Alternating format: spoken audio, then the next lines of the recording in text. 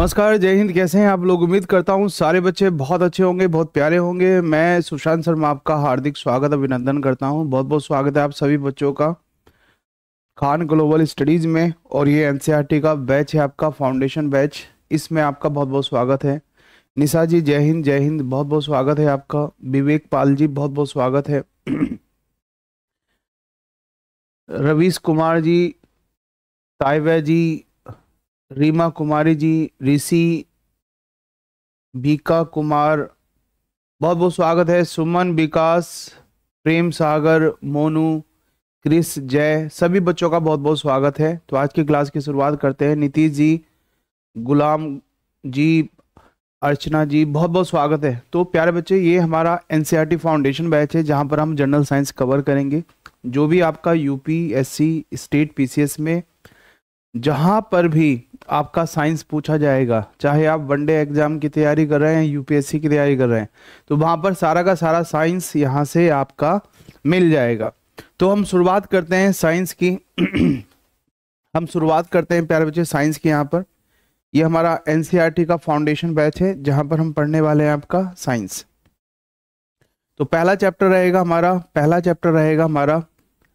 तो अगर हम बात करें प्यारे बच्चे, फर्स्ट जनरल साइंस की बात करें, सामान्य विज्ञान, ये बैच ना हिंदी माध्यम का बैच है, तो हम हिंदी माध्यम में ही पढ़ेंगे चीज़ों को।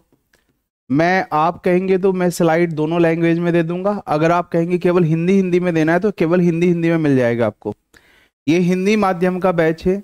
हिंदी माध्यम में हम साइंस को पढ़ेंगे। यहाँ पर जो विज्ञान रहेगा वो हिंदी माध्यम में रहेगा। जहाँ पर हिंदी के शब्द थोड़े कठिन रहेंगे वहाँ पर मैं इंग्लिश भी उसकी यूज करूँगा। ठीक है यहाँ तक? Good morning all of you. जय हिंद सर, हेलो, गुड मॉर्निंग, बहुत बहुत स्वागत है आपका। हाँ, अगर हम यहाँ पर सामान्य विज्ञान की बात करेंगे तो ये सामान्य विज्ञान कहाँ कहाँ आपके लिए बेनिफिशियल रहेगा आपका। यूपीएससी अगर आप देते हैं, यूपीएससी सीएससी आप देखते हैं, आपका यूपी पीसीएस को देते हैं आप देते हैं आपका बीपीएससी, आप देते हैं प्यार जो झारखंड पीएससी को देते हैं आपका झारखंड पीएससी, आप राजस्थान को देते हैं, राजस्थान पीसीएस को देते हैं आप, या आप किसी भी स्टेट एमपी पीसीएस को देते हैं आप एमपी पीसीएस, या किसी भी स्टेट के एग्जाम को देते हैं आप, तो वहां पर जो साइंस के क्वेश्चंस होंगे वो आपको मिल जाएंगे। इसके साथ साथ अगर कोई बच्चा ऐसा है जो यहाँ पर किसकी तैयारी कर रहा है, रेलवे की तैयारी कर रहा है, किसकी तैयारी कर रहा है, रेलवे की तैयारी कर रहा है, जो प्यारे बच्चे पुलिस की तैयारी कर रहा है, यहाँ पर किसकी तैयारी कर रहा है, आपका पुलिस की तैयारी कर रहा है, यहाँ पर तैयारी कर रहा है सीजीएल की तैयारी कर रहा है, यहाँ पर सीपीओ की तैयारी कर रहा है, यहाँ पर तैयारी कर रहा है आपका सीडीएस की, सीएपीएफ की, जो यूपीएससी के ही एग्जाम होते हैं आपका, या एनडीए की तैयारी कर रहा है, एनडीए की तैयारी कर रहा है, तो वहां पर भी प्यारे बच्चे आपको साइंस में सारा कुछ मिल जाएगा। मतलब आप किसी भी एग्जाम की तैयारी कर रहे हैं आपका, किसी भी एग्जाम की तैयारी कर रहे हैं आपका, तो वो आपको यहाँ से मिल जाएगा। तो यहाँ पर कुछ बच्चे कह रहे हैं सर दोनों लैंग्वेज में पढ़ाएं। अब देखो यहाँ पर सर, अगर हम सामान्य विज्ञान की बात करेंगे, अगर हम बात करेंगे प्यारे जनरल साइंस की बात करेंगे, किसकी बात करेंगे, जनरल साइंस की। अगर यहाँ पर सामान्य विज्ञान जनरल साइंस की हम बात करते हैं तो जनरल साइंस में प्यारे बच्चे हमें पढ़ना होगा यहाँ पर बायोलॉजी होगा प्यारे बच्चे आपका, जीव विज्ञान, हम बात करेंगे यहाँ पर जीव विज्ञान की, बायोलॉजी, जीव विज्ञान। यहाँ पर हम पढ़ेंगे प्यारे बच्चे फिजिक्स होगा हमारा भौतिक विज्ञान, फिजिक्स है हमारा भौतिक विज्ञान। और यहाँ पर हम बात करेंगे किसकी, आपका केमिस्ट्री की बात करेंगे, केमिस्ट्री होगा रसायन विज्ञान, केमिस्ट्री होगा रसायन विज्ञान। इस बार काफ़ी बच्चों का हमारा मेंस भी हुआ है ना। कुछ मेंस के जो बच्चे सेलेक्ट हुए हैं आपका, उनको हमने अपलोड भी किया था, आपका मेंस के बच्चे सेलेक्ट हुए हैं। अभी 3 दिन पहले आपका रिजल्ट आया था मेंस का, तो बच्चे सेलेक्ट हो रहे हैं। और यदि आप भी यूपीएससी की तैयारी कर रहे हैं तो यूपीएससी की जो जर्नी होती है वो लगभग 2-3 साल की होती है, और 2-3 साल में आप पूरा मेहनत कीजिएगा, सिलेक्शन हो जाएगा। प्री में सिलेक्शन इजीली हो जाता है, मेंस में सिलेक्शन के लिए मेहनत करनी पड़ती है, क्योंकि मेंस में कुछ ही बच्चों को लिया जाता है। और इस बार भी लगभग 3 गुना ज़्यादा बच्चों को लिया गया है आपका। प्रणाम सर, प्रणाम, गुड मॉर्निंग, यस। तो यहाँ पर हम पढ़ेंगे बायोलॉजी, जीव विज्ञान। किन किन बच्चों ने जीव विज्ञान पढ़ा है 12th क्लास में? सीधे हो बैठो, लंबी लंबी सांसें लो आपका। हाँ, यूपीएससी में काम आएगा। आपसे पूछेगा फिजिक्स और क्या पढ़ेंगे हम यहाँ पर? केमिस्ट्री। तो जब मैं यहाँ पर बात करता हूँ प्यारे बच्चे, यहाँ पर बात करता हूँ मैं बायोलॉजी की बात करता हूँ। किसकी बात करूंगा? बायोलॉजी। सबसे पहले हम क्या पढ़ने वाले हैं? आपका बायोलॉजी। तो बायोलॉजी का सिलेबस क्या क्या है? बायोलॉजी का सिलेबस क्या क्या है? बायोलॉजी में हम क्या क्या पढ़ने वाले हैं? तो जब मैं बायोलॉजी की बात करता हूँ प्यारे बच्चे, जीव विज्ञान की बात करता हूँ, जीव विज्ञान, तो यहाँ पर हम क्या क्या पढ़ने वाले हैं? यहाँ पर हम पढ़ने वाले हैं प्यारे बच्चे, यहाँ पर हम पढ़ने वाले हैं, अच्छा ये याद रखना, जो हम जनरल साइंस पढ़ेंगे तो यहाँ पर हम क्लास सिक्स टू कहाँ तक? आपका क्लास 12th, क्लास 6 से कहाँ का? क्लास 12th एनसीईआरटी को कवर कर रहे हैं। एनसीईआरटी को कवर कर रहे हैं। आपका 11th 12th के एनसीईआरटी पे ज्यादा फोकस रहेगा आपका। 9th 10th की एनसीईआरटी अपने आप ही कवर हो जाएगी, और कुछ कुछ टॉपिक ऐसे रहेंगे जो 6th class 7th class 8th class के एनसीईआरटी में दिए होंगे। तो अगर आपके पास एनसीईआरटी है, बहुत अच्छी बात है, वरना आप पीडीएफ डाउनलोड कर सकते हैं। हमारे ऐप पर पीडीएफ दी हुई है, वहां से आप डाउनलोड कर सकते हैं। तो जब मैं बायोलॉजी की बात करूंगा तो बायोलॉजी का जो फर्स्ट चैप्टर होगा वो होगा परिसंचरण तंत्र। कौन सा होगा प्यारे बच्चे? परिसंचरण तंत्र होगा।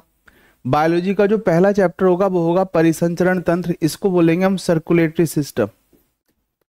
परिसंचरण तंत्र होगा, सर्कुलेटरी सिस्टम होगा फर्स्ट चैप्टर, सर्कुलेटरी सिस्टम। ये कौन सा चैप्टर होगा प्यारे बच्चे? First chapter, circulatory system. ठीक है सर। हाँ, टाइम टेबल आपको अपलोड हो जाएगा, आपका टाइम टेबल आपको अपलोड हो जाएगा। हाँ,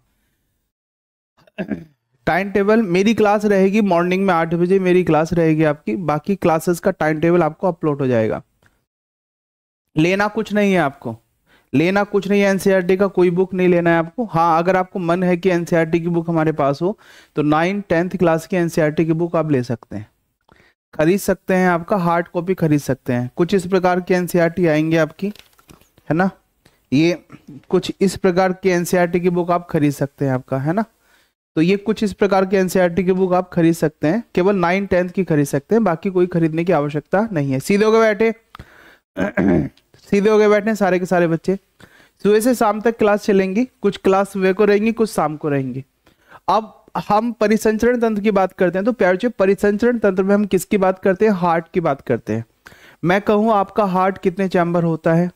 अगर मैं कहूँ फ्रॉग में कितने चैम्बर हार्ट होता है, छिपकली में कितने चैम्बर हार्ट होता है, मगरमच्छ में कितने चैम्बर हार्ट होता है, हार्ट अटैक क्या होता है, हार्ट मरमर क्या होता है, हार्ट ब्लॉक क्या होता है, सुना होगा आपने भाई, उसके तो हृदय की जो धमनी है वो ब्लॉक हो गई है, तो ये क्या होता है?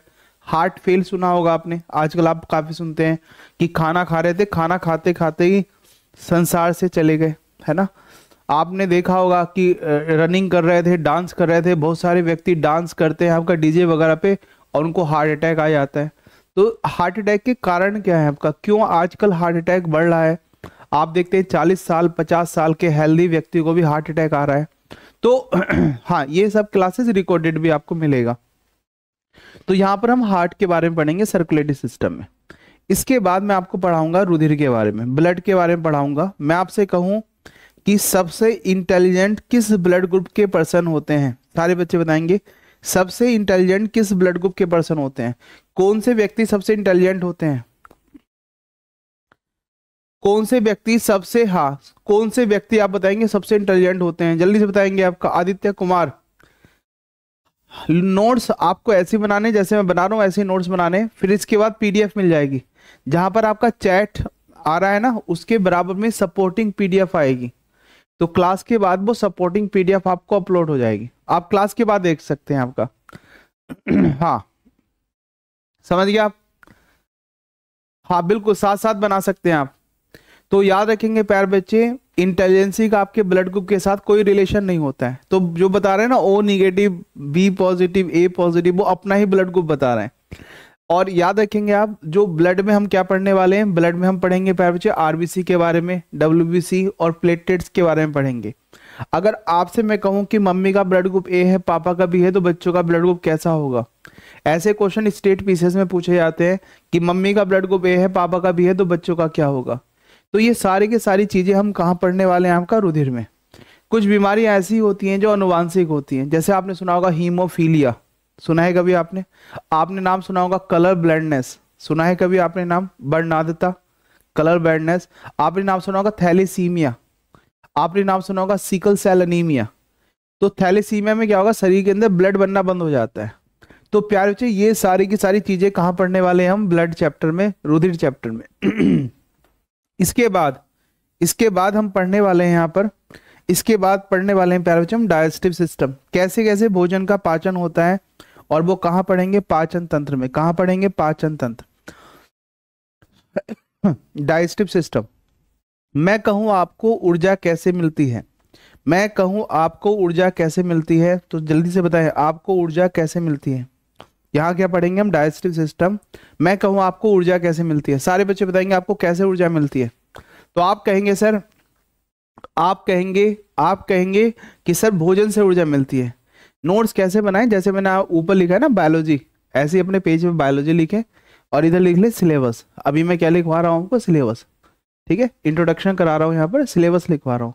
तो ऐसे ही आप सिलेबस लिखते रहे आपका उस पेपर पे, चाहे आप एक ही लाइन में लिखते रहे या आप 3-3 लाइन में। आप एक लाइन में लिखें ज़्यादा अच्छा है, क्योंकि इसके आगे आप क्या डाल देंगे यहाँ पर? पेज नंबर, कि कौन से पेज पे ये लिखा हुआ है आपका, है ना। तो यहाँ पर आप ऐसे लिख सकते हैं अपने नोट्स में। ये तो देखो नोट्स तो आपके अपना कॉल होती है नोट्स बनाना, कि आप कैसे नोट्स बनाना चाहते हैं। आप डिक्टो ऐसे बनाना चाहते हैं या उसमें कुछ चेंज करना चाहते हैं, ये तो आपका होता है ना। ठीक है, रुचि कुमारी यादव।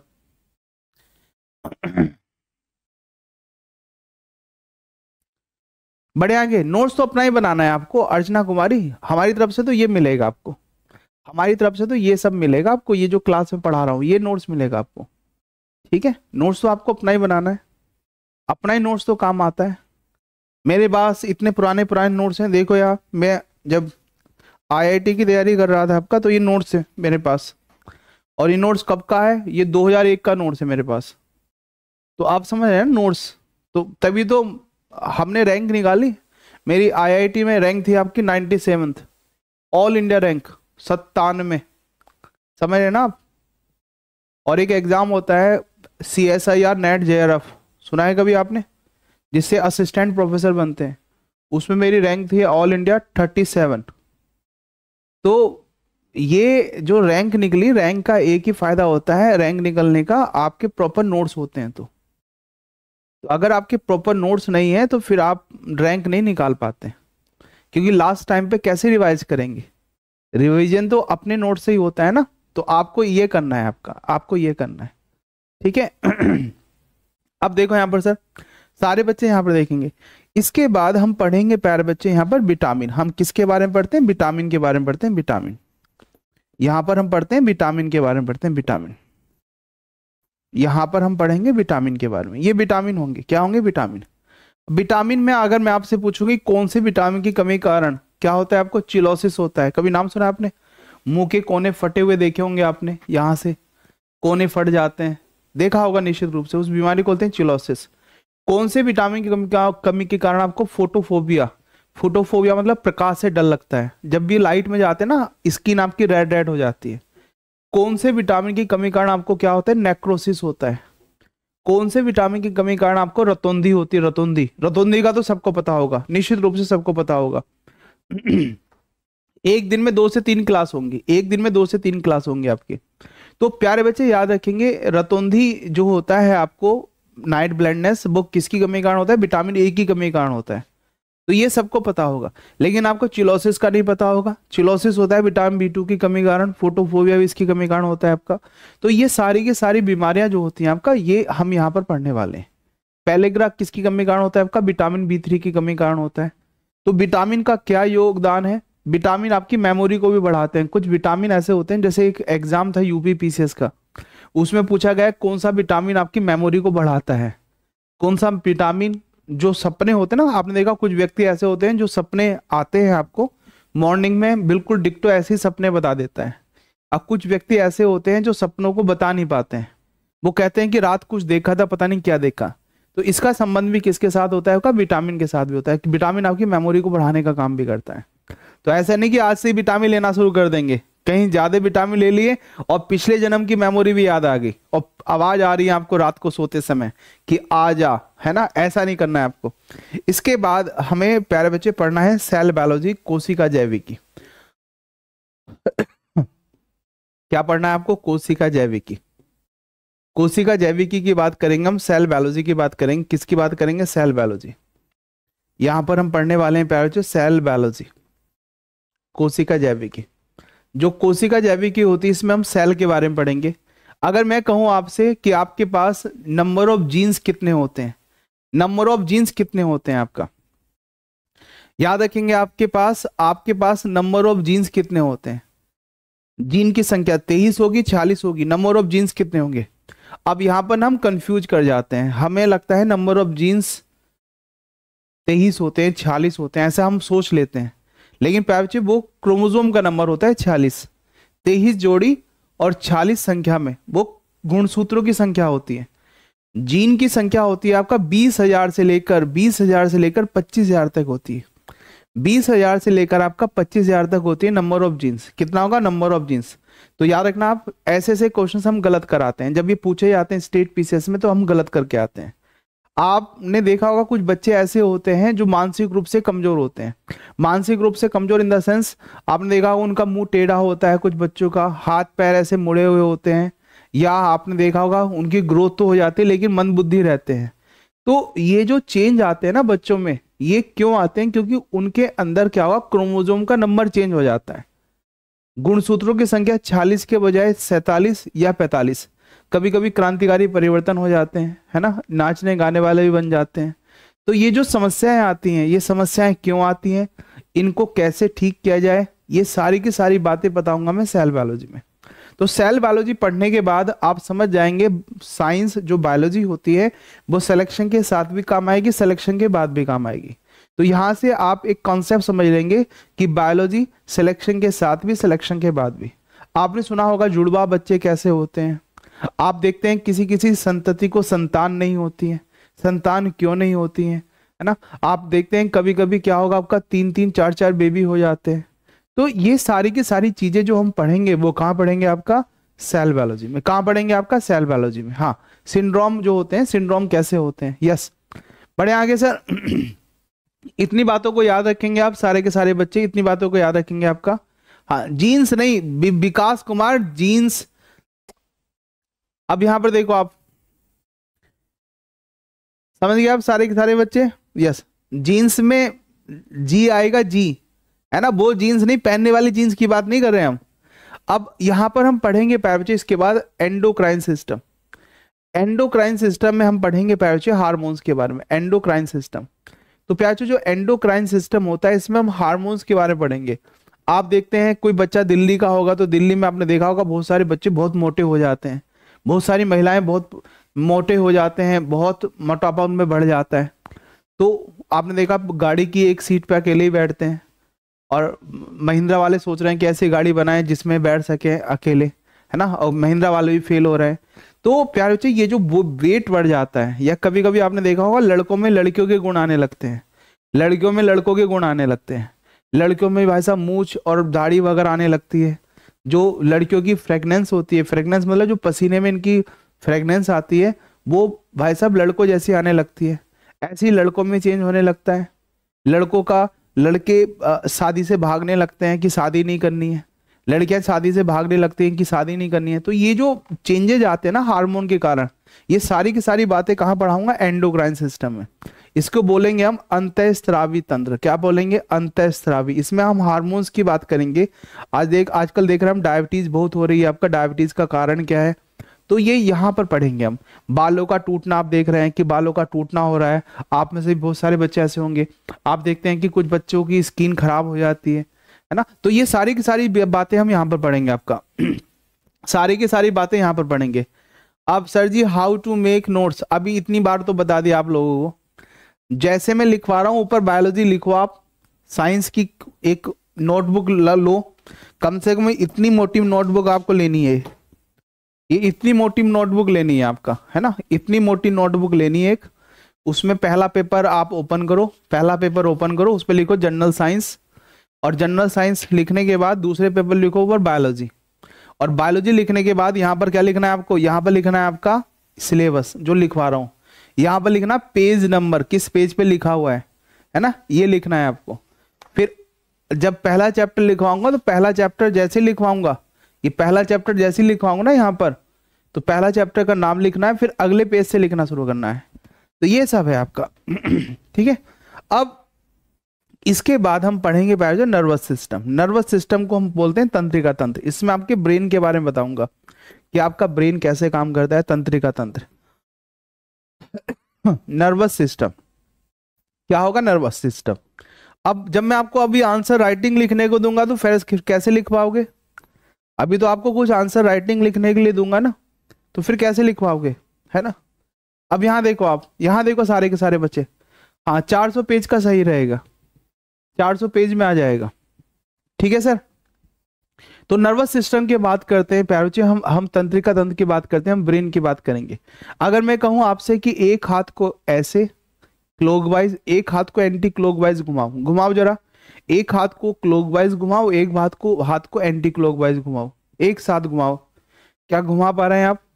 तो इसका मतलब है कि आपके ब्रेन का कौन सा भाग अच्छा है, कौन सा अच्छा नहीं है, तो यहाँ पर मैं बताऊंगा। मैं कुछ एक्सरसाइज कराऊंगा क्लास में, और ये एक्सरसाइज ना हजारों रुपए में होती हैं। यहाँ पर मैं आपको फ्री ऑफ कॉस्ट कराऊंगा सारी की सारी एक्सरसाइज, और आपके ब्रेन का कौन सा भाग अच्छा है, कौन सा अच्छा नहीं है, किस भाग को कैसे अच्छा किया जाए, मेमोरी को कैसे बढ़ाया जाए, आपका सेरिबेलम को कैसे स्ट्रॉन्ग किया जाए, सेरिब्रम को कैसे स्ट्रॉन्ग किया जाए, मेडुला ऑब्लिंगेटा को कैसे स्ट्रॉन्ग किया जाए। मान लीजिएगा मैं आपसे तेज करके कोई क्वेश्चन पूछता हूँ आप, तो आपने कहा आप डर जाएंगे, आपकी हार्ट बीट बढ़ जाएगी। तो ये सारी की सारी चीजें कहाँ पढ़ेंगे हम, आपका नर्वस सिस्टम में। इसके बाद प्यारे बच्चे मैं आपसे कहूं कि आप कैसे सांस लेते हैं, मुंह के द्वारा या नाक के द्वारा। सारे बच्चे बताएंगे आप कैसे सांस लेते हैं, मुंह के द्वारा या नाक के द्वारा। तो प्यारे बच्चों आप कैसे सांस लेंगे, मुंह के द्वारा या नाक के द्वारा। तो ये सारी की सारी बातें हम कहाँ पढ़ेंगे, रेस्पिरेटरी सिस्टम में। कहाँ पढ़ेंगे, रेस्पिरेटरी सिस्टम में। आप सांस लेते हैं लंग्स के द्वारा। तो कौन कौन से एनिमल्स ऐसे होते हैं सर, हाँ कौन कौन से एनिमल्स ऐसे होते हैं जो लंग्स से सांस लेते हैं, कौन कौन से एनिमल्स ऐसे होते हैं जो गिल्स से सांस लेते हैं, गलफड़ों से सांस लेते हैं, कौन कौन से ऐसे होंगे प्यारे बच्चे जो किसके माध्यम से सांस लेते हैं, जो किसके माध्यम से सांस लेंगे, सारे बच्चे बताएंगे जो किसके माध्यम से सांस लेते हैं, आपका स्किन के माध्यम से। तो ये सारी की सारी चीजें हम यहाँ पर पढ़ेंगे। तो आप लंग्स के माध्यम से सांस लेते हैं। सिगरेट पीने के क्या क्या नुकसान होते हैं, क्या क्या फायदे होते हैं, वो भी यहाँ बताऊंगा। इसके बाद प्यारे बच्चे मैं आपको पढ़ाऊंगा आपकी किडनी के बारे में, उत्सर्जन तंत्र। आपके शरीर के अंदर जो भी हानिकारक पदार्थ होते हैं वो कैसे बाहर निकलते हैं, तो वो हम कहाँ पढ़ेंगे, उत्सर्जन तंत्र में पढ़ेंगे। उत्सर्जन तंत्र क्या पढ़ेंगे प्यारे बच्चों, एक्सक्रीटरी सिस्टम में पढ़ेंगे। कहाँ पढ़ेंगे, एक्सक्रीटरी सिस्टम, उत्सर्जन तंत्र में पढ़ेंगे, एक्सक्रीटरी सिस्टम में पढ़ेंगे, उत्सर्जन तंत्र में पढ़ेंगे, ठीक है, एक्सक्रीटरी सिस्टम। इसमें हम किडनी के बारे में पढ़ेंगे, किडनी में क्या होते हैं, आपका नेफ्रॉन्स होते हैं, उनकी बात करेंगे हम। इसके बाद मैं आपको पढ़ाऊंगा प्लांट के बारे में। इसके बाद आपको पहले आपकी हड्डियों को अलग कर लेंगे स्केलेटन सिस्टम में, ये आपकी हड्डियों को अलग कर लेंगे। कितनी हड्डियां आपके पास होती हैं, आप कहेंगे सर 206 होती हैं।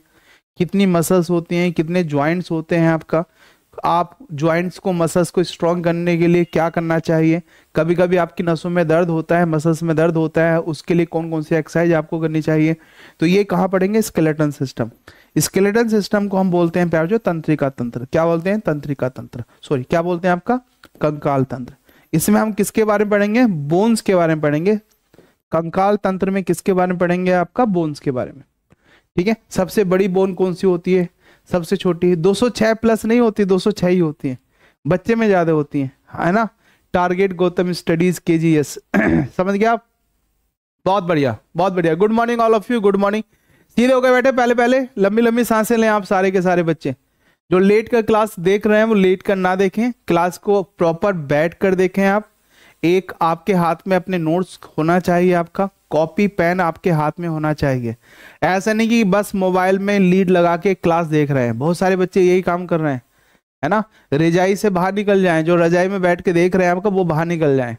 प्रॉपर टेबल और चेयर लगा के अपनी स्टडी टेबल पे पढ़ाई करें सारे के सारे बच्चे, बहुत बढ़िया बिल्कुल बिल्कुल सर न्यू एनसीईआरटी पढ़े या ओल्ड एनसीईआरटी पढ़े, समझ नहीं आ रहा है आपका? कोई सी भी पढ़ लो, न्यू पढ़ लो या ओल्ड पढ़ लो, कोई सी पढ़ लो आप।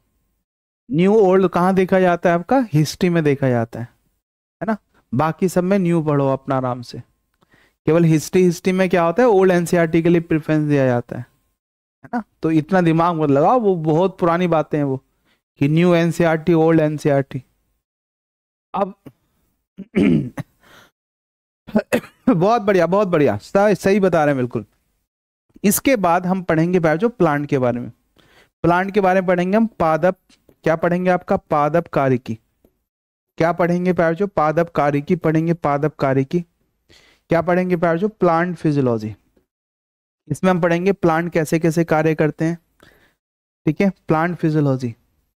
हम यहाँ पर पढ़ेंगे प्लांट के बारे में, प्लांट में कैसे कैसे बाष्पोत्सर्जन होता है, कैसे कैसे बिंदु स्राव गटेशन होता है, कैसे कैसे क्या होगा जो आपका परासरण होता है, कैसे कैसे आप प्लांट के हार्मोन्स होते हैं, फोटोसिंथेसिस क्या होता है, रेस्पिरेशन श्वसन कैसे करते हैं प्लांट। ये सारी की सारी बातें कहाँ पढ़ेंगे? प्लांट फिजियोलॉजी में। मतलब प्लांट की जो भी एक्टिविटी होगी आपका, जो भी प्लांट एक्टिविटी शो करता है, वो कहाँ पढ़ेंगे? प्लांट फिजियोलॉजी में। हम देखेंगे प्लांट कितने प्रकार के होते हैं, न्यूट्रिशन के आधार पर, पोषण के आधार पर। कुछ पौधे ऐसे होंगे जो अपना भोजन खुद बनाएंगे, कुछ पौधे ऐसे होंगे जो दूसरे पौधों से भोजन लेते हैं, उनको बोलते हैं पैरासाइटिक प्लांट। कुछ ऐसे होते हैं जो सड़े गले पदार्थों पर ग्रो करते हैं, उनको बोलते हैं सैप्रोफाइटिक, मृतभोजी। कुछ ऐसे होते हैं जो दूसरे के साथ रिलेशनशिप में रहते हैं, जैसे लाइकेन का नाम सुना होगा आपने। तो ये सारी की सारी बातें कहाँ पढ़ाऊंगा? प्लांट फिजियोलॉजी में। इसके बाद हम पढ़ने वाले हैं जो प्लांट मॉर्फोलॉजी, पादप आकारिकी। क्या पढ़ेंगे जो? पादप आकारिकी। पादप आकारिकी पढ़ेंगे आपका, प्लांट मॉर्फोलॉजी। इसमें हम देखेंगे रूट क्या है, स्टेम क्या है, ये सारी की सारी बातें यहाँ पर पढ़ेंगे। फ्रूट क्या होता है आपका, तो इसको होते हैं प्लांट मॉर्फोलॉजी। प्लांट बाहर से कैसा दिख रहा है आपका। इसके बाद हम पढ़ेंगे जो प्लांट टिश्यू के बारे में। प्लांट टिश्यू, प्लांट उत्तक क्या होते हैं, प्लांट टिश्यू, प्लांट टिश्यूज। पादप उत्तक, मेरिस्टेमेटिक टिश्यू क्या होते हैं आपका, परमानेंट टिश्यू क्या होते हैं, कॉम्प्लेक्स टिश्यू क्या होते हैं, पादप में कौन कौन से उत्तक पाए जाते हैं। इसके बाद हम पढ़ेंगे जो डिजीजेस, कौन कौन से रोग आपको हो जाते हैं। सर हमें तो एक ही रोग होता है इस उम्र में, हाँ उस रोग की बात भी करेंगे। रोग, कौन कौन से रोग हमें हो जाते हैं, वायरस के द्वारा कौन कौन से रोग होते हैं, बैक्टीरिया के द्वारा कौन कौन से रोग होते हैं, महत्वपूर्ण है। और इसके बाद हम पढ़ेंगे वर्गीकरण, क्लासिफिकेशन पढ़ेंगे, क्लासिफिकेशन वर्गीकरण, कैसे कैसे वर्गीकरण हम पढ़ेंगे आपका। क्लासिफिकेशन, प्लांट का क्लासिफिकेशन क्या होता है, एनिमल्स का क्या होता है, क्लासिफिकेशन। तो ये आपका छोटा सा सिलेबस है, ये 6 क्लास से लेकर 12th क्लास के एनसीईआरटी का सिलेबस है। समझ गए सारे के सारे बच्चे? हाँ बड़े आगे सर, मेरा वीडियो नहीं चला है, एक बार आप रिफ्रेश कर लेंगे आपका। हाँ बुक रीड, पहले नोट्स पढ़ लेना, नोट्स के बाद अगर टाइम मिलेगा आपका तो ये मिलेगा आपका। हाँ सर न्यूमेरिकल भी बनाना है, न्यूमेरिकल जहां जहाँ आएंगे वहां पर करना है आपको। न्यूमेरिकल कहाँ आएंगे आपका, फिजिक्स और केमिस्ट्री में आएंगे, वहां पर करना है। हाँ यूपीएससी के सिलेबस का ही पार्ट है आपका खुशबू। अब यहाँ पर हम प्यारे बच्चे पहला चैप्टर करते हैं। पहला चैप्टर करने से पहले आपको कुछ बातें पता होना चाहिए, सारे बच्चों को कुछ बातें पता होना चाहिए। अगर ये बातें आपको नहीं पता है तो फिर प्यारे बच्चे हमारे साथ समस्या होगी, हमारे साथ क्या होगी, समस्या होगी। तो आप ये बताइएगा सारे के सारे बच्चे कि आपका शरीर किससे मिलकर बना होता है। सारे के सारे बच्चे बताएंगे कि आपका शरीर किससे मिलकर बना होता है। सारे बच्चे बताएंगे आपका शरीर किससे मिलकर बना होता है। आपका शरीर किससे मिलकर बना होता है, सारे बच्चे बताएंगे कि आपका शरीर किससे मिलकर बना होता है। तो आप कहेंगे सर हमारा शरीर किससे मिलकर बना होगा, सेल से। किससे मिलकर बना होगा, सेल से मिलकर बना होगा। ठीक है सर आपका शरीर किससे मिलकर बना होगा, सेल से। क्या आप इतनी बात समझते हैं? आपका शरीर किससे मिलकर बना होगा, आपका सेल से। क्या ये बात आप जानते हैं सारे के सारे बच्चे? हाँ ना में जवाब दें, हाँ ना में जवाब दें। क्या इतनी बातों को आप जानते हैं? तो प्यार जी जब भी मैं बात करूंगा यहाँ पर, जब भी मैं बात करूंगा कि हमारा शरीर किससे मिलकर बना होता है, तो हमारा शरीर किससे मिलकर बना होता है, बताओ जल्दी से आप, हमारा शरीर किससे मिलकर बना होगा। तो देखो यहाँ पर सर, आप जानते हैं आपका शरीर मिलकर बना होता है कोशिका। आपकी सबसे छोटी इकाई क्या होती है, कोशिका होती है। क्या होती है प्यार जो, सेल। सेल मिलकर क्या बनाता है, सेल मिलकर क्या बनाता है आपका ऊतक बनाता है। क्या बनाता है आपका ऊतक। क्या बनाता है प्यार बच्चे आपका टिश्यू बनाता है। क्या बनाएगा आपका टिश्यू। टिश्यू मिलकर क्या बनाएगा, ऊतक मिलकर क्या बनाता है, जल्दी से बताएं आप। ऊतक मिलकर क्या बनाता है प्यार बच्चे, अंग। क्या बनाएगा, अंग। अंग क्या होते हैं, ऑर्गन होते हैं। जैसे आपके शरीर में ऑर्गन है, किडनी, लीवर, लंग्स। ऑर्गन मिलकर क्या बनाते हैं आपका अंग तंत्र। जैसे आप देखते हैं किडनी क्या बनाती है, उत्सर्जन तंत्र बनाती है आपका। लंग्स क्या बनाते हैं, श्वसन तंत्र बनाते हैं। तो ये क्या बनाएंगे प्यारे बच्चे, ऑर्गन सिस्टम। क्या बनाएंगे, ऑर्गन सिस्टम। और ऑर्गन सिस्टम मिलकर क्या बनाता है, ऑर्गन सिस्टम मिलकर बनाता है प्यारे बच्चे जीव। जीव जिसमें जीवन होगा, ऑर्गेनिज्म। प्लांट और एनिमल्स दोनों होते हैं प्यारे बच्चे इसमें, ऑर्गेनिज्म। तो आपसे पूछेगा, आपसे यहाँ पर पूछता है कि जीवों की संरचनात्मक और क्रियात्मक इकाई क्या होती है। तो सारे बच्चे याद रखेंगे, जीवों की संरचनात्मक और क्रियात्मक इकाई क्या होती है, सेल।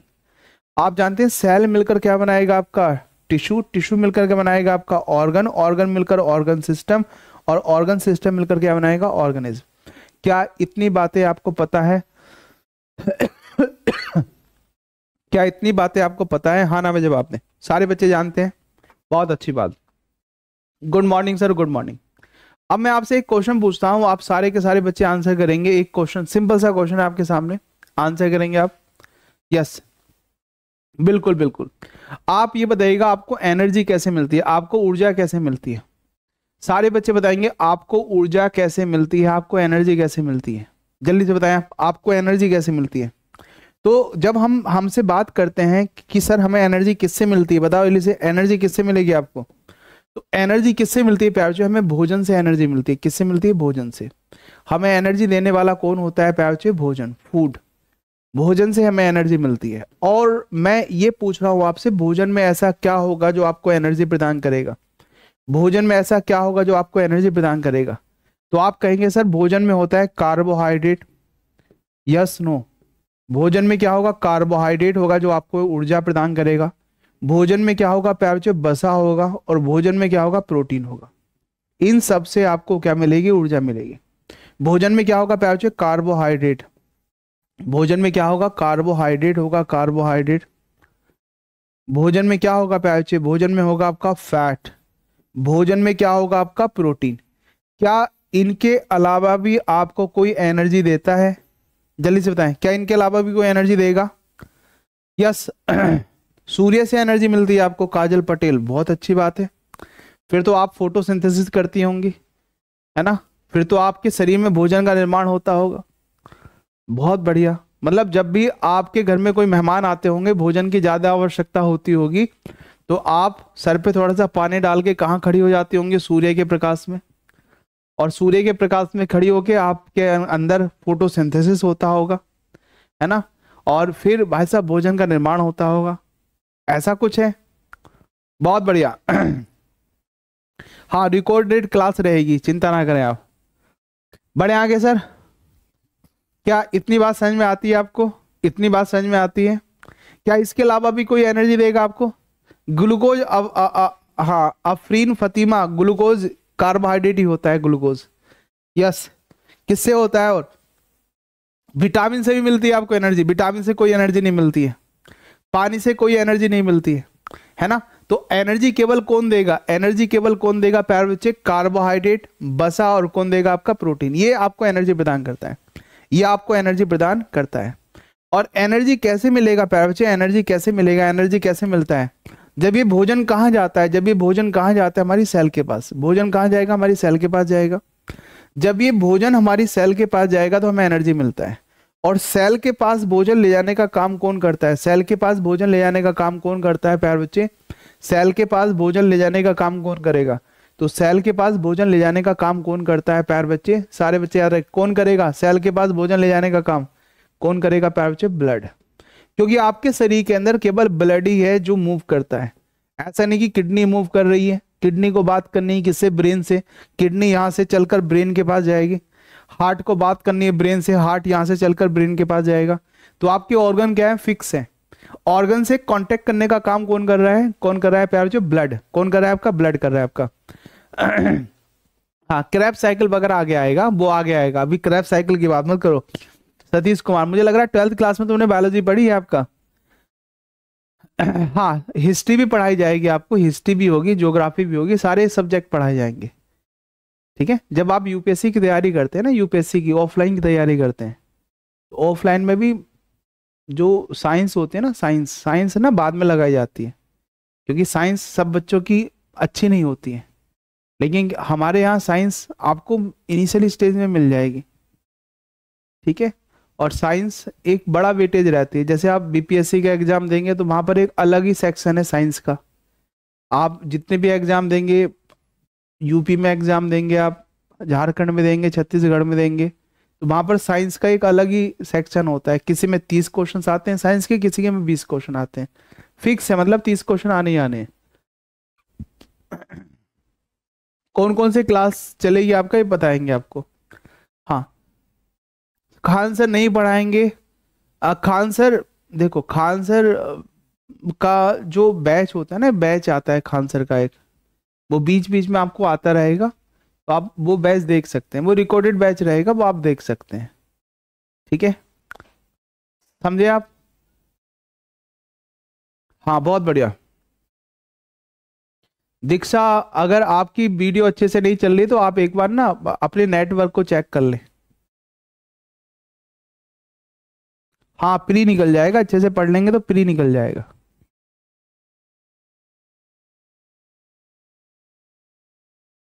नहीं नहीं, आपका चाहे कोई भी सब्जेक्ट हो, उससे कोई फर्क नहीं पड़ता है। जितना मैं बता रहा हूं वो समझना है आपको। पुराना ज्ञान अगर है या नहीं है, उससे कोई फर्क नहीं पड़ता है ना। तो आपको जो बता रहा हूं वो याद होना चाहिए बस, बाकी कुछ नहीं है। बाकी आपने कभी पढ़ा या नहीं पढ़ा, उससे कोई फर्क नहीं पड़ता है मुझे, ना ही यहाँ पर कोई फर्क पड़ेगा। अब देखो, अब भोजन किसके पास जाएगा, सेल के पास। किसके पास जाएगा, सेल के पास। तो प्यार जी, ये हमारी सेल है, ये हमारी क्या है, आपका सेल है। सेल के पास भोजन जाता है।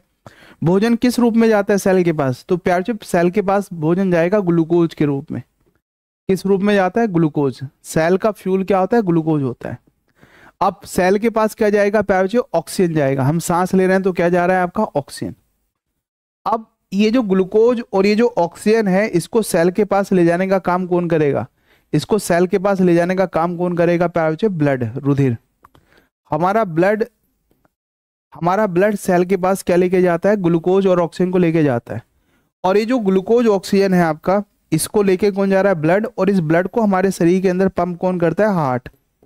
तो आपसे क्वेश्चन पूछा जाता है कि हमारे शरीर का पंपिंग ऑर्गन क्या होता है। पंपिंग ऑर्गन क्या होगा प्यार बच्चों, हार्ट होता है। क्या होता है, हृदय। हमारे शरीर का पंपिंग ऑर्गन क्या होगा, हृदय होता है, हार्ट होता है, जो लगातार किसको पंप करेगा, प्यार बच्चों, ब्लड को पंप करता है। किसको पंप करेगा, ब्लड को। तो यही कारण है कि हार्ट को हम क्या बोलते हैं, पंपिंग ऑर्गन। क्या बोलते हैं, पंपिंग ऑर्गन। इसको पंपिंग ऑर्गन कहा जाता है, पंपिंग अंग कहा जाता है। ये पंप करेगा, किसको पंप करेगा, ब्लड को। और ब्लड हमारे सेल के पास ग्लूकोज और ऑक्सीजन लेके जाएगा। और ग्लूकोज ऑक्सीजन जब सेल के पास जाएगा तो ऑक्सीजन की प्रेजेंस में ग्लूकोज टूट जाएगा। किस में टूट जाता है, सारे बच्चे बताएंगे, कुछ को पता होगा, 6 क्लास में पढ़ा होगा आपने। तो ग्लूकोज किस में टूट जाता है, ग्लूकोज टूट जाता है प्यार बच्चे, CO2 में। ग्लूकोज किस में टूट जाता है, वाटर में। वाटर, ये H2O क्या होता है, जल होता है। क्या होता है, जल। ये CO2 कार्बन डाइऑक्साइड। और किस में टूट जाएगा प्यार बच्चों, ऊर्जा में टूट जाता है, एनर्जी में टूट जाता है। किस में टूट जाएगा आपका, एनर्जी में। और ये जो प्रोसेस होती है ना, जिसमें ग्लूकोज का टूटना होता है, इस प्रोसेस को क्या बोलते हैं, शोषण। क्या बोलते हैं आपका, शोषण। इसको क्या कहते हैं, शोषण कहते हैं। इसको कहेंगे रेस्पिरेशन। नाम सुना है कभी आपने, रेस्पिरेशन। जो आप सांस ले रहे हैं लगातार, वो क्या है आपका, रेस्पिरेशन, ब्रीथिंग, है ना। तो प्यारे बच्चे, आपसे पूछता है कि ऑक्सीजन की प्रेजेंस में ग्लूकोज का CO2 वाटर एनर्जी में टूटना क्या कहलाता है आपका, शोषण कहलाता है। और ये शोषण की प्रोसेस सेल के किस भाग में होती है, तो ये होती है प्यारे बच्चे माइटोकॉन्ड्रिया में। किस में होती है, माइटोकॉन्ड्रिया। ये किस भाग में होती है, माइटोकॉन्ड्रिया में होती है। ये किस भाग में होगी प्यारे बच्चे, माइटोकॉन्ड्रिया। ये किस भाग में होती है, हमारे माइटोकॉन्ड्रिया में होती है। कहाँ होती है, माइटोकॉन्ड्रिया। तो माइटोकॉन्ड्रिया में किसका निर्माण हो रहा है आपका, ऊर्जा का। इसलिए माइटोकॉन्ड्रिया को क्या बोलते हैं, पावर हाउस। ऊर्जा का निर्माण कहाँ होता है, माइटोकॉन्ड्रिया में, इसलिए माइटोकॉन्ड्रिया को क्या बोलेंगे, पावर हाउस। आपने सुना होगा सेल का ऊर्जाघर किसको कहते हैं, माइटोकॉन्ड्रिया को। तो हमें प्यार बच्चे ये 3 चीजें बनानी है। पहला ये बनाना है हमें, दूसरा हमें ये बनाना है, और तीसरा हमें ये बनाना है। सारे बच्चे इसको बनाएंगे आपका, पहले नंबर पे क्या बनाएंगे, ये कि हमारा शरीर किससे मिलकर बना होता है, सेल से, आपको याद होना चाहिए। हमें ऊर्जा किससे मिलती है, भोजन से, आपको याद होना चाहिए। किस क्रिया के द्वारा हमें ऊर्जा मिलती है, रेस्पिरेशन की क्रिया द्वारा हमें ऊर्जा मिलती है। इतनी बात को याद रखेंगे आपका। ठीक है सर। सारी क्लास 2-2 घंटे की होंगी, लेकिन मेरी क्लास रहेगी आपकी 1.5 घंटे की। 9:30 बजे तक मेरी क्लास रहेगी। ठीक है, हाँ बहुत बढ़िया। सभी एग्जाम के लिए क्लास है आपका, सभी एग्जाम के लिए क्लास है। एक बात को बार बार ना पूछें आप, रिकॉर्डेड क्लास आपको मिलेगी। क्लास के बाद अगर आप लाइव क्लास नहीं कर पाते, रिकॉर्डेड क्लास मिलेगी। एनसीईआरटी क्लास में थोड़ा डिटेल में रहता है, एनसीईआरटी क्लास लेंगे तो और डिटेल में मिल जाएगा आपको। ठीक है, हाँ एनसीईआरटी क्लास में और डिटेल में मिल जाएगा आपको। यहाँ पर आपको लगभग 500-600 घंटे पढ़ाया जाएगा और जीएससी पढ़ाया जाएगा। तो आप समझ रहे हैं ना, जो आपने पढ़ा है उससे कहीं ज़्यादा पढ़ाया जाएगा यहाँ पर। बढ़े आगे सर, इतनी बात समझ में आती है क्या? मैं आगे बढ़ूँ। अब मैं आपसे अगला क्वेश्चन पूछता हूँ प्यारे बच्चे। मान लीजिएगा मैं आपको भोजन में बुलाता हूँ, और भोजन में प्यारे बच्चे 56 भोग आपके लिए बनाए गए। 56 भोग हैं यहाँ पर, और यहाँ पर रखे हुए हैं प्यारे बच्चे, यहाँ पर क्या रखे हुए हैं, यहाँ पर रखे हुए हैं थोड़े चावल और यहाँ पर रखे हुए हैं प्यारे बच्चे आपका, यहाँ पर चावल हैं, यहाँ पर रखे हुए हैं प्यारे बच्चे आपका पूरियाँ है, पूरी वगैरह रखी हुई है यहाँ पर। ये पूरियाँ है। यहाँ पर बहुत सारी सब्जियाँ रखी हुई है ना, नाना प्रकार की सब्जियां हैं आपका। यहाँ पर बहुत सारी दालें रखी हुई हैं, बहुत सारी दालें वगैरह रखी हुई हैं, दालें भी हैं, सब्जियां भी हैं, और यहाँ पर रखे हुए 8 बेहतरीन रसगुल्ले। तो आप सबसे पहले क्या खाना पसंद करेंगे? सारे बच्चे बताएंगे सबसे पहले क्या खाना पसंद करेंगे। तो आप सबसे पहले क्या खाना पसंद करेंगे, बताएंगे आप। तो आप सबसे पहले क्या खाएंगे प्यारे बच्चे, क्या खाएंगे आप सबसे पहले? आप सबसे पहले खाएंगे रसगुल्ला। क्या खाएंगे? रसगुल्ले। होता है, नेचर होता है हमारा, है ना, रसगुल्ला सबसे पहले खाएंगे आप। मतलब क्या होता है, हमारा नेचर होता है, अगर रसगुल्ला हमारी थाली में रखे हुए हैं, 8-10 रसगुल्ले रखे हुए हैं, तो हम उसमें से 1-2 खा लेते हैं। अगर रसगुल्ला केवल एक मिला है तो हम उसको लास्ट में खाते हैं।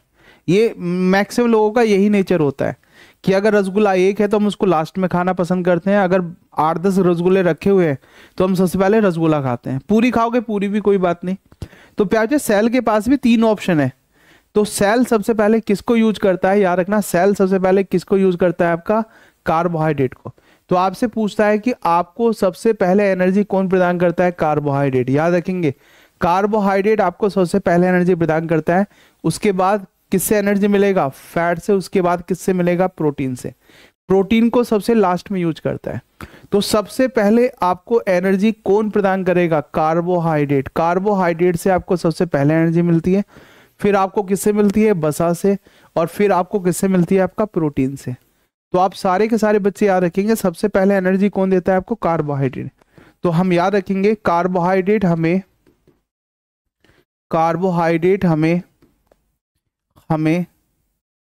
सबसे पहले, कार्बोहाइड्रेट हमें सबसे पहले ऊर्जा प्रदान करता है। सबसे पहले कार्बोहाइड्रेट हमें सबसे पहले ऊर्जा प्रदान करता है, ऊर्जा प्रदान करता है। कार्बोहाइड्रेट हमें सबसे पहले ऊर्जा प्रदान करता है। सबसे पहले ऊर्जा कौन प्रदान करेगा? कार्बोहाइड्रेट। तो याद रखना आपका carbohydrate gave us energy, carbohydrate gave us energy first of all। सबसे पहले हमें एनर्जी कौन प्रदान करेगा? कार्बोहाइड्रेट। कार्बोहाइड्रेट हमें सबसे पहले एनर्जी प्रदान करता है। याद रखें, कार्बोहाइड्रेट हमें सबसे पहले एनर्जी प्रदान करता है। बड़े आगे सर, सारे बच्चे याद रखेंगे, कार्बोहाइड्रेट हमें सबसे पहले एनर्जी प्रदान करेगा। मैं फिर से रिपीट कर देता हूं, टाइम टेबल आपको अपडेट हो जाएगा, है ना, कौन कौन सी अपकमिंग क्लास है। अगर अपकमिंग क्लास और दिखा रहे हैं आज के दिन में, तो आपकी क्लासेस और भी रहेंगी। पीडीएफ आपको चैट के बराबर में मिल जाएगा, जहां आपकी चैट लगी हुई है उसके बराबर में आपको पीडीएफ मिल जाएगा। ठीक है, चैट के बराबर में आपको पीडीएफ मिल जाएगा। वहां पर लिखा होगा सपोर्टिंग पीडीएफ, क्लास के बाद ना वहां पर पीडीएफ आपको मिल जाएगा। ठीक है सर। यस। अब आप समझदार बच्चे हैं, आप बार बार एक ही चीज को रिपीट ना करें। अब पहला चैप्टर हम पढ़ेंगे प्यारे बच्चों सर्कुलेटरी सिस्टम। हमारा कौन सा चैप्टर है? पहला सर्कुलेटरी सिस्टम। ये फर्स्ट चैप्टर मैंने सिलेबस लिखवाया आपको, पहला चैप्टर आप लिख देंगे अपने नोट्स में सर्कुलेटरी सिस्टम। जहां सर्कुलेटरी सिस्टम लिखेंगे आप, उसके अगले पेज से आप लिखना शुरू करेंगे। पहला क्वेश्चन भी आप देखेंगे, पहले क्वेश्चन का आंसर करेंगे आप सारे के सारे बच्चे। पहला क्वेश्चन है हमारे पास, आप बताइएगा इसका आंसर क्या होगा। सारे बच्चे बताएंगे fuel of cell is, cell का ईंधन क्या होता है? एनोटेशन फाइल मिलेगी, जो यहां पढ़ा रहा हूं वही फाइल आपको मिलेगी। बताइएगा जल्दी से आप, सारे के सारे बच्चे इसका आंसर बताएंगे। Fuel of cell is, cell का ईंधन क्या होता है? तो आपने पढ़ा है कि सेल का ईंधन क्या होगा। सेल के पास क्या जाता है बच्चे? सेल के पास जाता है आपका ग्लूकोज। अब ग्लूकोज का ब्रेकडाउन हो जाता है ऑक्सीजन की प्रेजेंस में, किस में हो जाता है आपका? CO2, वाटर, और किस में हो जाता है प्यारे बच्चे? एनर्जी में हो जाता है। तो आप सोचिएगा सेल का ईंधन क्या होता है? सेल का ईंधन क्या होगा प्यारे बच्चे? ग्लूकोज। ग्लूकोज को हम बोलते हैं सेल का ईंधन। सबका आगे आंसर है? ठीक है सर, हाँ बिल्कुल। जो जो बोर्ड पे लिख रहा हूं वो नोट करते रहे, वही नोट्स बनेंगे तुम्हारे, वही नोट्स बनेंगे तुम्हारे, ठीक है। अब देखो यहाँ पर सर, सारे बच्चे यहाँ पर देखेंगे। हम थोड़ा आगे बढ़ते हैं, हम थोड़ा आगे बढ़ते हैं। तो प्यार बच्चे हमारा जो पहला टॉपिक है प्यार बच्चे, वो कौन सा है? Circulatory system. अब यहाँ देखो आप, हम क्या पढ़ रहे हैं यहाँ पर? परिसंचरण तंत्र। हम यहाँ पर क्या पढ़ रहे हैं? परिसंचरण तंत्र। पहला टॉपिक कौन सा है? परिसंचरण तंत्र है, सर्कुलेटरी सिस्टम है। क्या आपके घरों में मोटर है? किसी बच्चे के घर में मोटर है? मोटर पानी को जो टंकी में भेजता है, मोटर, सर्कुलेटरी सिस्टम है किसी के यहाँ? तो प्यारे आपके यहाँ अगर मोटर लगी हुई है तो मोटर का काम क्या होगा? मोटर का काम क्या होगा आपका? मोटर का काम क्या होगा प्यारे? मोटर का काम होता है पानी को पंप करना। आप देखा आपके बेसमेंट में मोटर लगी होती है जो पानी को पंप करती है, टंकी जो टॉप पे रखी होती है ना, वो काम तो होता है मोटर का। तो ऐसे ही आपके शरीर के अंदर ना प्यारे बच्चे हार्ट होता है, और हार्ट का काम क्या होगा? ब्लड को पंप करना। तो आपसे क्वेश्चन पूछा जाता है आपके शरीर का पंपिंग ऑर्गन क्या होता है? तो आपके शरीर का पंपिंग ऑर्गन क्या होगा? हार्ट। क्या होगा? हार्ट। और हार्ट किसको पंप करेगा? ब्लड को पंप करता है। तो सर्कुलेटरी सिस्टम में हम किसके बारे में बात करेंगे? सर्कुलेटरी सिस्टम में हम बात करते हैं प्यारे बच्चे किसके बारे में? हार्ट के बारे में, हृदय के बारे में बात करेंगे, हृदय के बारे में। हम हार्ट के बारे में बात करेंगे, हृदय के बारे में। और हम किसके बारे में बात करेंगे? ब्लड के बारे में बात करते हैं, ब्लड। हम किसके बारे में बात करते हैं? ब्लड के बारे में बात करेंगे, रुधिर के बारे में बात करेंगे, रुधिर के बारे में, ठीक है। जैसे हमारे शरीर के अंदर क्या होगा आपका? जैसे हमारे घर में मोटर होती है ना, मोटर का काम होता है पानी को पंप करना, ऐसे ही हमारे शरीर का क्या होता है? हार्ट। शरीर का मोटर होता है जो किसको पंप करता है? लगातार ब्लड को पंप करता है। किसको पंप करेगा? ब्लड को पंप करता है। तो आपसे क्वेश्चन पूछा जाता है कि हृदय का अध्ययन क्या कहलाता है? स्टडी ऑफ हार्ट को क्या कहते हैं? हृदय का अध्ययन। जल्दी से बताएंगे हृदय का अध्ययन क्या कहलाता है? हृदय का अध्ययन। तो जब भी आपसे पूछेगा हृदय का अध्ययन क्या होता है, तो इसको बोलते हैं प्यार कार्डियोलॉजी। क्या बोलते हैं? कार्डियोलॉजी। हृदय के अध्ययन को क्या बोलते हैं हम? कार्डियोलॉजी कहते हैं आपका, हृदय विज्ञान, कार्डियोलॉजी। क्या बोलेंगे प्यार बच्चे? कार्डियोलॉजी। तो आप याद रखेंगे कार्डियो माने क्या होता है? कार्डियो माने क्या होगा प्यार बच्चे? हार्ट। और जहां पे भी हम लॉजी यूज करेंगे उसका मतलब होता है अध्ययन। क्या होता है प्यार बच्चे? अध्ययन। कार्डियो माने होता है प्यार बच्चे हृदय। क्या होता है आपका? हृदय। और लॉजी जहां भी आएगा, लॉजी होगा अध्ययन। तो हृदय के अध्ययन को क्या बोलते हैं? कार्डियोलॉजी कहते हैं। सारे बच्चे जानते हैं, कोई दिक्कत नहीं किसी बच्चे को। जय हिंद सर, जय हिंद, बहुत बहुत स्वागत है आपका, ठीक है। और यदि आपसे पूछेगा रुधिर के अध्ययन को क्या बोलते हैं? रुधिर का अध्ययन क्या कहलाता है? रुधिर का अध्ययन। तो रुधिर का अध्ययन क्या कहलाता है? रुधिर का अध्ययन। तो सारे बच्चे याद रखेंगे रुधिर के अध्ययन को बोलते हैं हम हिमेटोलॉजी। क्या बोलते हैं प्यार? हिमेटो। इसको बोलेंगे हिमेटोलॉजी, हिमेटोलॉजी। तो याद रखेंगे हिमेटोलॉजी। स्टडी ऑफ ब्लड को क्या कहेंगे हम? Study of blood. Study of blood को क्या कहेंगे? हिमेटोलॉजी कहेंगे। क्या कहेंगे आपका? Haematology, haematology. तो हिमेटो मीन्स होता है प्यार बच्चे ब्लड। हिमेटो जहां भी यूज होगा क्या होगा? ब्लड। और लॉजी का मतलब तो आप जानते हैं स्टडी, आप इंग्लिश में पढ़ेंगे, लॉजी का मतलब होता है स्टडी। तो स्टडी ऑफ ब्लड को क्या बोलते हैं आपका? हिमेटोलॉजी। और स्टडी ऑफ हार्ट को क्या बोलते हैं? कार्डियोलॉजी। क्या इतनी बात समझ में आती है आपको? हिमेटोलॉजी, कार्डियोलॉजी, बहुत अच्छी बात। बहुत अच्छी बात, बहुत अच्छी बात। ठीक है सर, क्या इतनी बात समझ में आती है आपको? सर्कुलेटरी सिस्टम में हम किस किस की स्टडी करने जा रहे हैं? हार्ट का और किसका? आपका ब्लड का। ठीक है, अगर हम मेडिकल की तैयारी करते तो हम स्टडी करते किसका? आपका किसका करते हैं? आपका हम बात करते किसकी? लिम्फ की बात भी करते हैं वहां पर। लेकिन क्योंकि हमारे यहाँ लिम्फ वगैरह से क्वेश्चन नहीं पूछे जाते, इसलिए हम किसकी स्टडी करेंगे यहाँ पर? हार्ट का और ब्लड का। ठीक है, अब यहाँ पर देखो सारे के सारे बच्चे, यहाँ पर देखो, मैं आपसे पूछ रहा हूँ कि हमसे पूछ रहा है कि स्टडी ऑफ हार्ट को क्या कहते हैं? कार्डियोलॉजी। और स्टडी ऑफ ब्लड को क्या कहते हैं? आपका हिमेटोलॉजी। ठीक है यहाँ तक। अब हम थोड़ा आगे बढ़ते हैं, आप ये बताइएगा, जब इस संसार में आप आए होंगे तो आप कहाँ पर आए होंगे? इस संसार में जब आए होंगे, चिंता ना करें, आपका हिंदी सब लिखा हुआ है, आपका हृदय का अध्ययन क्या कहलाता है? कार्डियोलॉजी। रुधिर का अध्ययन हिमेटोलॉजी कहलाता है। तो आप चिंता ना करें हिंदी की। हाँ, जिन बच्चों को समस्या आती है ना पढ़ने में, क्योंकि हर कोई बच्चा हर किसी की राइटिंग नहीं समझ सकता है। कुछ तो ऐसे भी होते हैं जो अपनी राइटिंग भी नहीं समझ पाते हैं, तो ये समस्या रहती है। जबकि यूपीएससी में जब आप मेंस लिखेंगे ना, तो जो वहाँ पर एग्जामिनर बैठा होगा वो सबकी राइटिंग समझ जाएगा, क्योंकि एक अपना क्या होगा, एक अपना आईक्यू लेवल होता है। हम लोगों को बहुत सारे बच्चे ऐसे होंगे जिनको केवल अपनी राइटिंग की समझ में आती है, बाकी की समझ में नहीं आती है, और ऐसे बच्चों की संख्या काफ़ी ज़्यादा है आजकल। ठीक है, जब हम ऑफलाइन कर देते तो टीचर ने कुछ भी लिख दिया हम समझ जाते थे आपका। ऑनलाइन में ये समस्या ज़्यादा आती है बच्चों को कि राइटिंग ठीक लिखो, ये ठीक लिखो, क्योंकि यहाँ पर ना आपको बोलने का अधिकार हो जाता है, जबकि ऑफलाइन वगैरह में तो बच्चों की आवाज़ भी नहीं निकलती है। वहाँ पर 2.5 लाख रुपए दे के बैठ जाता है आराम से, आवाज़ भी नहीं निकलती है। अब बोलेगा तो क्या होगा? आपका दूसरे बच्चे देखेंगे, क्योंकि दूसरे बच्चे तो प्रॉपर तरीके से लिख रहे हैं, अब वो नहीं लिख पा रहा है। तो ये चीज़ें रहती है ये चीज़ें रहती हैं। ऑफलाइन ऑनलाइन में यही अंतर हो जाता है। ऑनलाइन में आपके कमेंट्स ऑन रहते हैं, आप भाई साहब कुछ भी बोल सकते हैं, तो ये समस्याएं आती हैं थोड़ा सा, है ना। और ऑनलाइन में जितना सस्ता आपको मिल रहा है, इतने सस्ते में तो किताब ही नहीं मिलेगी। अब देखो ये किताब है मेरे पास, ये किताब है मेरे पास, ये 7,000 की किताब है, ये 7,000 की किताब है।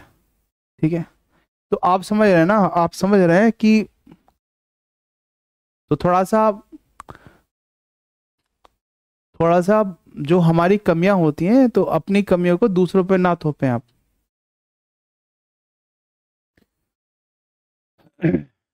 पेज नंबर, ये मैं पढ़ा रहा हूं आपको 11th क्लास की एनसीईआरटी से पढ़ा रहा हूं। ठीक है, बॉडी फ्लूइड, जो बॉडी फ्लूइड है वहां पर है चैप्टर, तो वहां पर है आपका। ठीक है, बॉडी फ्लूइड चैप्टर है, वहां पर है। एनसीईआरटी का बुक, सारे बुक है मेरे पास, एनसीईआरटी के बुक है आपका, सारे बुक है। अब देखो यहाँ पर सर समझिए आप। अब देखो यहाँ पर सारे बच्चे, यहाँ पर देखो आप, प्याचे जिस समय हम माता के गर्भ में होंगे, हम माता के गर्भ में होते हैं ना, उस समय अब अवस्था को क्या बोलते हैं? उस समय पीरियड को क्या बोलते हैं? गर्भावस्था काल। तो यहाँ पर मैं बात कर रहा हूँ तो यहाँ पर मैं बात कर रहा हूँ गर्भावस्था काल की, गर्भावस्था काल की बात कर रहा हूँ। गर्भावस्था काल, गर्भावस्था काल क्या होता है? Gestation period. क्या होगा? गैस्ट्रेशन पीरियड होगा, गैस्ट्रेशन पीरियड, गर्भावस्था काल। क्या होगा? Gestation period. गैस्ट्रेशन पीरियड क्या होता है? मान लीजिएगा सर ये मदर है, ये मदर है ना, और हम कहाँ पर हैं इस समय? मदर के यूटेरस में, माँ के गर्भाशय में। तो जब माता के गर्भाशय में होते हैं ना, तो हमें क्या बोला जाता है? फीटस बोला जाता है। सुना होगा आपने भ्रूण हत्या, तो हमें क्या बोला जाता है? भ्रूण बोला जाता है। तो ये भ्रूण है, ये फीटस है। ठीक है, जब हम माता के गर्भ में होंगे ना, तो माता के गर्भ में हमें क्या बोला जाएगा? आपका गर्भ में क्या बोला जाएगा? फीटस बोला जाता है। तो आपने देखा होगा जो भी यहाँ पर मैरिड बच्चे होंगे, आपका मैरिड फीमेल होंगी और जो मदर भी होंगी, तो उनको पता होगा जब वो पहली बार प्रेगनेंसी उन्होंने मेंटेन की होगी, तो डॉक्टर क्या करता है? उनका अल्ट्रासाउंड कराता है, और अल्ट्रासाउंड में देखता है कि जो फीटस है, जो भ्रूण है, उसका हार्ट काम कर रहा है नहीं कर रहा है, उसका हार्ट काम कर रहा है या नहीं कर रहा है आपका। ठीक है, उसका हार्ट काम कर रहा है नहीं कर रहा है आपका। हाँ, अवस्था नहीं होती, अवस्था होती है। विकास कुमार यहाँ पर देख लो, है ना अब देखो यहाँ पर सर, तो यहाँ पर देखो आप, फीटस जो होता है ना, फीटस, फीटस का पहला क्रियात्मक अंग कौन सा होता है प्यार से? हृदय होता है। हृदय जो होगा ना, इसका जो हार्ट होगा, हार्ट, इसका पहला क्रियात्मक अंग होता है। ठीक है, यह भ्रूण का, यह भ्रूण का, यह भ्रूण का पहला क्रियात्मक अंग होता है। यह भ्रूण का पहला क्रियात्मक अंग होता है। यह भ्रूण का पहला क्रियात्मक अंग होता है। ये क्या होगा? भ्रूण का पहला क्रियात्मक अंग होता है। ठीक है, याद रखेंगे आपका, it is the first functional organ of foetus. यह भ्रूण का पहला क्रियात्मक अंग होता है। कौन होता है? Gestation period. गेस्टेशन पीरियड क्या होगा आपका? भ्रूण का पहला क्रियात्मक अंग होता है, या सॉरी, जो फीटस का पहला क्रियात्मक अंग होता है वो क्या होगा? हार्ट। और ये जो गेस्टेशन पीरियड होता है ना प्यार बच्चे, ये अलग अलग एनिमल्स का अलग अलग होता है। अगर मैं कहूँ गेस्टेशन पीरियड आपका कितना है, मनुष्य का कितना होता है, मनुष्य का कितना होता है, तो आपने सुना होगा 270 दिन के करीबन होता है, 270, है ना? तो 270 दिन होता है, लगभग लगभग 9 माह। कितने होते हैं? 9 माह होते हैं, 9 मंथ्स होते हैं आपका। हमारे अंदर कितने होंगे? 9 माह होते हैं। यस, क्या होगा आपका? क्या होते हैं? 9 मंथ होते हैं आपका, 9 माह होते हैं। अगर मैं आपसे पूछूं गाय में कितना हो, गाय में, गाय में कितना होगा? गाय में, तो गाय में होता है प्यार 280 से लेकर 290 दिन होता है। गाय में थोड़ा ज्यादा होता है। अगर मैं आपसे कहूँ भैंस में कितना होगा, भैंस में, बफेलो में कितना होगा, तो जो बच्चे के घर में होंगी बफेलो वगैरह, उनको पता होगा, लगभग लगभग 10 से 11 महीने होता है बफेलो में। अगर मैं आपसे कहूँ कुत्ते में कितना होगा, कुत्ता, जो कुत्ता होता है उसमें कितना होता है, तो डॉग में कितना होगा? डॉग में होगा प्यार लगभग 2 महीने, 58 से लेकर 62 डेज तक होता है। अगर आपसे कहे हाथी में कितना होगा, हाथी का याद रखना है आपको, ये पूछा जाता है बार बार। तो हाथी में होता है प्यार 22 मंथ्स, 22 माह होती है, 22 माह। हाथी में कितना होगा? 22 माह होती है, 22 मंथ्स होती है। ठीक है, 22 माह, मंथ होते हैं इसके, मंथ। ठीक है, 22 माह, लगभग लगभग कितने होते हैं प्यार? 660 दिन होते हैं, इसमें होंगे 660 दिन। और याद रखिए प्यार, चूहे में कितना होगा? चूहा, जो चूहा होता है ना, चूहा, चूहे में कितना होगा प्यार बच्चे? लगभग 22 दिन होते हैं, 22 डेज। तो ये प्यार बच्चे इन सबका गेस्टेशन पीरियड है, आपको याद रखना। हाथी का तो जरूर याद रखना है, हाथी का 9 माह होते हैं। कभी कभी माँ को आपने बोला होगा, कभी कभी माँ ने आपको बोला होगा कि तुझे तो 9 महीने मैंने अपनी कोख में रखा। तो 9 महीने का टाइम पीरियड कौन सा बता रही है मम्मी? आपका गेस्टेशन पीरियड। ठीक है, गेस्टेशन पीरियड है आपका 9 महीने। क्या होता है? गेस्टेशन पीरियड होता है, गर्भावस्था काल होता है। तो आप देख रहे हैं प्यार गेस्टेशन पीरियड, जिस समय हम माता के गर्भ में होते हैं ना, गर्भ में है माता के हम, तो उस पीरियड को क्या बोलते हैं? गेस्टेशन पीरियड कहते हैं। और याद रखना, हार्ट क्या होगा? फर्स्ट फंक्शनल ऑर्गन होता है। पहला क्रियात्मक अंग कौन सा होता है? हार्ट होता है। ठीक है, जब भी हमारा पहला ऑर्गन बनता है, बनने तो शुरू होते हैं ब्रेन सेल्स, ब्रेन बनना शुरू होता है, लेकिन काम करना कौन शुरू करता है? हार्ट करता है। और आप याद रखेंगे गैस्ट्रेशन पीरियड जो होता है ना आपका, ह्यूमन में कितना होगा? 270 दिन होता है, गाय में 280 से 290, बफेलो में 310 से, डॉग में कितना होगा आपका? 58 से 62, और प्याचे मैक्सिमम किस में होता है? एलिफेंट में, और मिनिमम किस में होता है? रैट में होता है। हाँ, ये सब कॉपी में नोट करना है, जो जो लिखवा रहा हूँ यहाँ पर, जो जो लिखा हुआ है स्लाइड में, सब कॉपी में नोट करना है आपको, तभी तो आपके नोट्स तैयार होंगे। बार बार आप कोई पीडीएफ खोल के थोड़ी देखेंगे आप। ठीक है, यहाँ तक अफरीन जी बहुत बहुत धन्यवाद। क्या इतनी बात समझ में आती है आप सभी को? अब हम थोड़ा आगे बढ़ते हैं, अब हम थोड़ा आगे बढ़ते हैं। अब प्यार बच्चे आपसे एक क्वेश्चन पूछ लेगा, सिंपल सा क्वेश्चन है, आंसर देंगे आप, सारे के सारे बच्चे आंसर करेंगे, सारे के सारे बच्चे आंसर करेंगे आपका।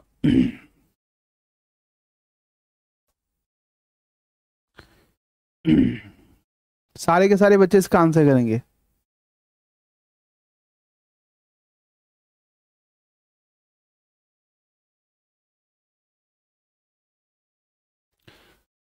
देखो, हॉर्स का, सुअर का, बिल्ली का, है ना, हॉर्स का लगभग 11 से 12 महीने होता है, हॉर्स का 1 साल के करीबन होता है हॉर्स का। तो पूछता नहीं किसी का, आप हॉर्स का 11 से 12 महीने लिख लो आप, है ना, हॉर्स का लिख लो भाई साहब। एक बच्चा पूछ रहा है हॉर्स का, तो हॉर्स का आप कितना लिख लेंगे? 11 से 12 महीने लिख लेंगे, 11 से 12 महीने, मंथ्स, ये हॉर्स का होता है। लगभग 1 साल के करीबन होता है हॉर्स का भी। है ना। आप पूछेंगे वेल का कितना होगा, तो वेल का होता है 14 से 15 महीने वेल का हो जाता है, कुछ वेल में 17 महीने भी होता है, जिराफ में भी 13 से 14 महीने हो जाता है। तो अलग अलग का अलग अलग है, इतने याद रखने हैं आपको। याद करने को तो इतने एनिमल्स है, किसी का भी याद रख सकते हैं आप। ठीक है, बड़े आगे।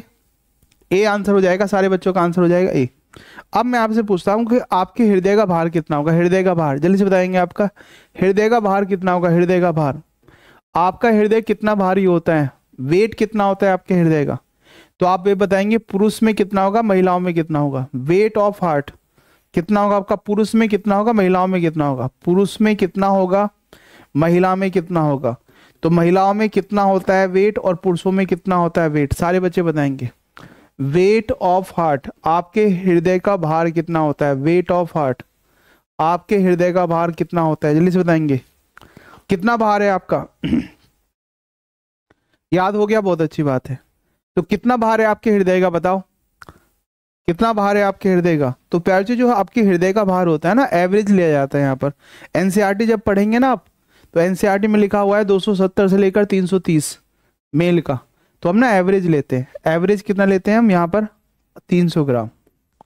कितना लिखेंगे आपका? 300 ग्राम लिखेंगे, 300 ग्राम। और महिलाओं में थोड़ा कम होता है, महिलाओं में कितना होगा आपका? 250 ग्राम होता है। महिलाओं का भी कितना लिखा हुआ है एनसीईआरटी में? 230 से लेकर 270 तक, तो हमने 250 ले लिया आपका। कितना ले गया आपका? 250। ठीक है, कितना लिख लिया आपका? 250 लिख लिया आपका। पिंटू जी असल में क्या होगा, ऑनलाइन में यही थोड़ा सा आपको वो करना पड़ता है ना, ऑफलाइन में ऑनलाइन में थोड़ा यही अंतर हो जाता है। ऑनलाइन में आपको लिखने का टाइम निकालना पड़ता है ना, इसलिए हम सपोर्टिंग पीडीएफ देते हैं आपको कि आप बाद में भी लिख लें। बाद में जो आपको छूट जाए ना, लिख नहीं पा रहे आप, तो जब क्लास के बाद में जब सपोर्टिंग पीडीएफ होगी ना, उसको खोल के लिख सकते हैं। क्योंकि ऑनलाइन में अगर मैं बीच बीच में रुकता रहूंगा ना, तो क्या होगा, आप थोड़े से डिस्कनेक्ट हो जाते हैं। तो ऑनलाइन में लगातार कनेक्ट रखने के लिए हमें लगातार पढ़ाना पड़ता है। लेकिन जब आप मेंस की तैयारी करेंगे ना, यूपीएससी मेंस की तैयारी करेंगे, तो तब मैं ऐसे नहीं पढ़ाऊंगा। मैं आपको एक टॉपिक लिखवाऊंगा, एक क्वेश्चन लिखवाऊंगा, फिर मैं यहाँ पर बैठ जाऊंगा और आपको आराम से उसका आंसर लिखवाता रहूंगा। तो ये अंतर हो जाता है फिर मेंस की क्लास में। मेंस की क्लास में थोड़ा लिखना होता है आपको, है ना, तो वहां पर ये अंतर हो जाता है। और ये जो प्रीलिम्स होता है ना, जिसमें आप एमसीक्यू के द्वारा सॉल्व करते हैं, इसमें लगातार आपको कनेक्ट होना रहता है। अगर मैं अभी बोलना बंद कर दूंगा ना, लिखने का टाइम दूंगा, बैठ जाऊंगा, तो आप थोड़े डिस्कनेक्ट हो जाएंगे। तो मेरी नज़रें आपके ऊपर लगातार पड़नी चाहिए। अगर मेरी नज़रें लगातार आपके ऊपर पड़ेंगी, तभी आप एक्टिव रह पाएंगे। तो ये रहता है, ठीक है।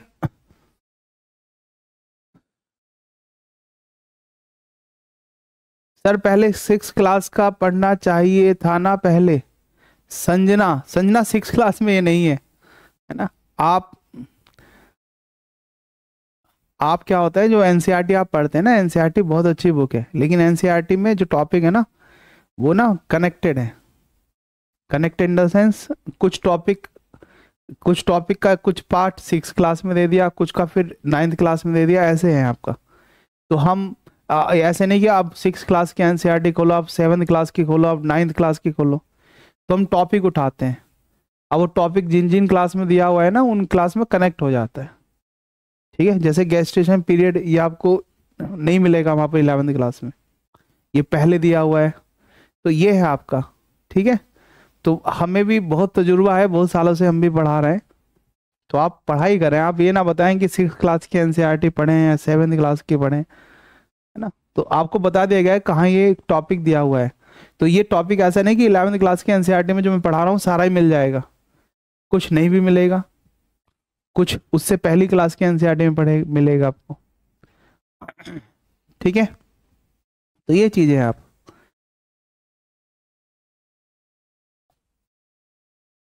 और मेरी क्लास में तो आप इतनी बातें कर भी रहे हैं, बाकी टीचर जो पढ़ाएंगे उनकी क्लास में ना तो आपका कोई सुनने वाला रहेगा, है ना, और ना ही आप पूछने वाले रहेंगे वहां पर।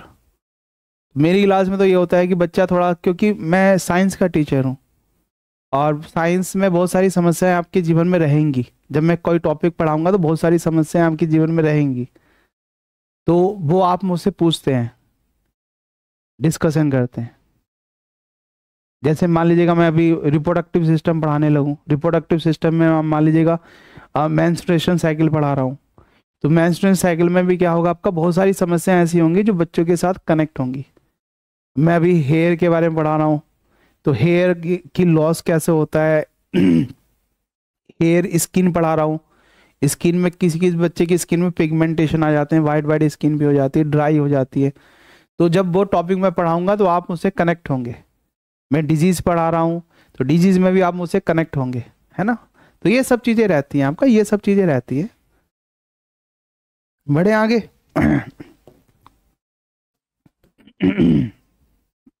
अब देखो यहाँ पर सर, आपसे पूछेगा जो मेल होता है ना, मेल होता है, मेल जो मेल होता है, जो मेल होता है पैर, जब मेल की बात करेंगे हम, तो मेल के हार्ट का वेट कितना होगा, मेल के हार्ट का वेट कितना होगा, मेल के हार्ट का वेट कितना होगा, मेल के हार्ट का वेट कितना होगा प्यार बच्चे, कितना होगा आपका 0.45%, 0.45% of body weight, 0.45% of body weight. शरीर भार का कितना होगा प्यार बच्चे, 0.45% होता है। मतलब अगर आपका वेट ज्यादा है, आपका 0.45%, मतलब मैं बोल सकता हूँ शरीर भार का कितना होता है। मान लीजिएगा ऐसा थोड़ी है कि हर किसी का वेट इतना ही होगा, किसी का वेट ज्यादा भी हो सकता है, 70 किलोग्राम से ज्यादा भी हो सकता है, 150 किलोग्राम हुआ तो शरीर भार का कितना होगा, शरीर भार का कितना होगा 0.45%। लेकिन अगर किसी में फैट जम गया ना, तो फैट जमने के बाद इतना नहीं होगा, है ना। तो हार्ट का वेट बॉडी के वेट के साथ बढ़ता है, लेकिन बॉडी का वेट जो स्पष्ट वेट होता है आपका, यहां पर महिलाओं में होगा 0.40% of body weight, 0.40% of body weight. ठीक है, शरीर भार का कितना होगा, शरीर भार का कितना होगा प्यार बच्चों महिला में 0.40%। शरीर भार का कितना होगा, शरीर भार का कितना होगा, शरीर भार का 0.40% होगा। ये किस में होगा, महिलाओं में। देखो महिलाओं में क्या होता है, मैं बता रहा हूं आपको, महिलाओं में क्या होता है, बॉडी का वेट कम होता है, महिलाओं में हड्डियों का वेट भी कम होता है, महिलाओं में क्या होगा, स्केलेटन भी छोटा होता है, महिलाओं में क्या होगा, आपका किडनी का वेट भी कम होता है, लीवर का वेट भी कम होता है, हार्ट का वेट भी कम होता है, ब्रेन का वेट भी कम होता है। अब ब्रेन का वेट महिलाओं में कम है, इसका मतलब ये नहीं कि महिलाएं कम इंटेलिजेंट होती हैं, नहीं, इंटेलिजेंसी महिलाओं की उतनी होती है, महिलाओं की कंसंट्रेशन बहुत अच्छी होती है। लेकिन महिलाओं की ब्रेन की ड्रॉबैक क्या है, कमी क्या है, इनका इमोशनल सेंटर बड़ा एक्टिव होता है, ये एकदम से भावुक हो जाती हैं। आपने किसी महिला को कुछ बोल दिया, एकदम से भावुक हो जाएंगी, तुमने मुझे ऐसा कैसे बोल दिया, अब जीने का क्या फायदा। मान लो आपका अपनी सिस्टर से झगड़ा हो गया, भावुक हो जाएंगी सिस्टर, खाना नहीं खाएगी, ज्यादा जिद करेंगे तो शाम को भी खाना नहीं खाएगी, और ज्यादा जिद करेंगे तो अगले दिन भी खाना नहीं खाएंगी। और महिलाएं बहुत ईमानदार होती हैं, अगर आपके सामने खाना नहीं खा रही हैं तो आपके पीछे भी खाना नहीं खाती हैं। पुरुषों में ऐसी ईमानदारी नहीं देखी जाती है। हमारा जब भी झगड़ा होता है मम्मी के साथ, तो सबसे पहले हम रोटी खाते हैं, क्योंकि मम्मी का पहला ही वार्निंग क्या होती है कि आज दूंगी तुझे टिक्कड़, टिक्कड़ मतलब भोजन, और हम पहले ही खा लेते हैं। अगर पत्नी से जहाँ साथ झगड़ा हो गया तो हम घर से बाहर चले जाते हैं और बाहर से खाना खा के आते हैं, और घर पे जब आते हैं तो ऐसा चेहरा बनाते हैं जैसे कुछ नहीं खाया। लेकिन महिलाएं बड़ी ईमानदार होती हैं, ये अगर आपके सामने खाना नहीं खा रहे हैं तो आपके पीछे भी खाना नहीं खाएंगी। ये ईमानदारी महिलाओं में देखी जाती है। और याद रखेंगे, जब व्रत आप रहते हैं तो आप तो सुबह से शाम तक खाते रहते हैं व्रत में, महिलाएं केवल एक ही टाइम खाती हैं व्रत में। इसी इमोशनल सेंटर का फायदा मेल उठाते हैं। तो आपने देखा होगा जितनी भी स्कीम वगैरह निकलती हैं कपड़ों पे, किस पे, तो वो किसको टारगेट करके बनाई जाती है, महिलाओं को, क्योंकि महिलाएं जल्दी ट्रैप हो जाती हैं। जितनी भी आपने देखा होगा, जितने भी समाज में जितनी भी ऐसे से चीजें चलती रहती हैं जो किसको टारगेट करती है, महिलाओं को टारगेट करती हैं। ठीक है सर, क्योंकि इनका इमोशनल सेंटर बड़ा एक्टिव होता है, ये एकदम से भावुक हो जाती हैं। मान लीजिएगा आप भी किसी महिला के सामने, किसी लड़की के सामने रो दिए कि तुम्हें मुझ पर विश्वास नहीं, मैं मर जाऊंगा, आपने इतना कह दिया, तो आप समझते हैं सामने वाली जो महिला होगी, जो लड़की होगी, भावुक हो जाएगी, कहीं मेरे कारण ही मर ना जाए। समझे आप। तो इसी इमोशनल सेंटर का फायदा उठाया जाता है। अगर आप इस इमोशन सेंटर को लड़कियों अपना स्ट्रांग कर लो आप, तो आपसे ज्यादा ताकतवर कोई नहीं है। तो इसी का फायदा मेल पुराने समय से आज तक उठा रहे हैं। तो मेल हमेशा आपका इसी इमोशनल सेंटर का फायदा उठाते हैं। ठीक है सर, बढ़े आगे सर सारे के सारे बच्चे। तो ये प्यार बच्चे क्या होता है, हार्ट का वेट होता है। हार्ट का वेट मेल में कितना होगा, फीमेल में कितना होगा, आप जानते हैं। जैसे आपसे क्वेश्चन पूछ ले जाए एक सिंपल सा कि हमारे हार्ट का वेट कितना होगा, जल्दी से बताएं आप। हमारे हार्ट का वेट कितना होता है, हमारे हृदय का वेट कितना होता है। हाँ हाँ, रिकॉर्डेड फॉर्म में बैच उपलब्ध होगा, चिंता ना करें आप, सब उपलब्ध रहेगा। बताएं जल्दी से आप। तो आंसर क्या हो जाएगा आपका, सी विल बी द आंसर। कितना आंसर हो जाएगा, सी आंसर हो जाएगा। क्या इतनी बात समझ में आती है आपको? आप एक बात याद रखेंगे आप कि जो सर्कुलेटरी सिस्टम होता है ना, इसमें हम किसकी स्टडी कर रहे हैं, हमका हार्ट का, और किसकी स्टडी कर रहे हैं प्यारे, ब्लड का। बताया था मैंने आपको। इसके अध्ययन को बोलते हैं एंजियोलॉजी। एंजियोलॉजी होते हैं रक्त नलिका विज्ञान। क्योंकि यहाँ पर ना, यहाँ पर ब्लड भी होता है, ब्लड बेसल्स भी होती है। क्या होती है, ब्लड बेसल्स। ब्लड बेसल्स जो रुधिर वाहिका होती हैं, रुधिर वाहिका जिसके अंदर से ब्लड, रुधिर वाहिका जिसके अंदर से ब्लड क्या करता है, शरीर में सर्कुलेट करता है, रुधिर वाहिका। तो इनके अध्ययन को बोलते हैं एंजियोलॉजी, रक्त नलिका विज्ञान। रक्त रहेगा और नलिका विज्ञान। तो सर्कुलेटरी सिस्टम में एक क्वेश्चन पूछा जाता है, किस किस का अध्ययन किया जाता है। तो हार्ट का क्या जाता है, हार्ट का। किसका क्या जाएगा आपके यहाँ, ब्लड का, रुधिर का। और किसका अध्ययन किया जाता है, याद रखेंगे आप, ब्लड वेसल्स का भी किया जाता है। और इसके फादर कौन थे, विलियम हार्वे। अब विलियम हार्वे साहब की भी एक अलग ही, ठीक है। बढ़े आगे सर।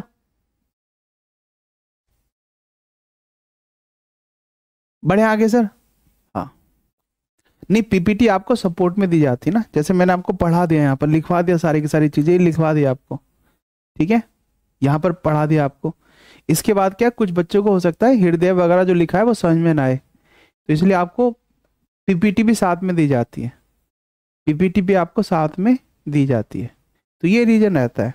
तो पीपीटी में कुछ और नहीं है, वही है जो मैं लिखवा चुका हूँ, यही होता है। अब हर चीज में ना अनु केजीएस, हर चीज में कमी ना निकालो आप। मैं पीपीटी एक भी यूज नहीं करूंगा, मैं तो ऑफलाइन का टीचर हूँ। ऑफलाइन में तो हम पीपीटी यूज ही नहीं करते। ठीक है, तो हर चीज में आप कमी ना निकालो कि ये कमी, ये कमी, ये कमी। जैसे होते हैं ना, कभी कभी कुछ महिलाएं होती हैं ऐसा कमी निकालने में लगी रहती हैं, कुछ लड़के होते हैं कमी निकालने में लगे रहते हैं, भाभी की ये कमी, भाभी की वो कमी। और जब उनका शादी होती है ना, उनका विवाह होता है, तो ऐसी भाई साहब, ऐसी लालटेन आती है उनके घर में कि बस पूरे घर में ही आग लगा देती है और उसका जीवन तो बर्बाद ही कर देती है।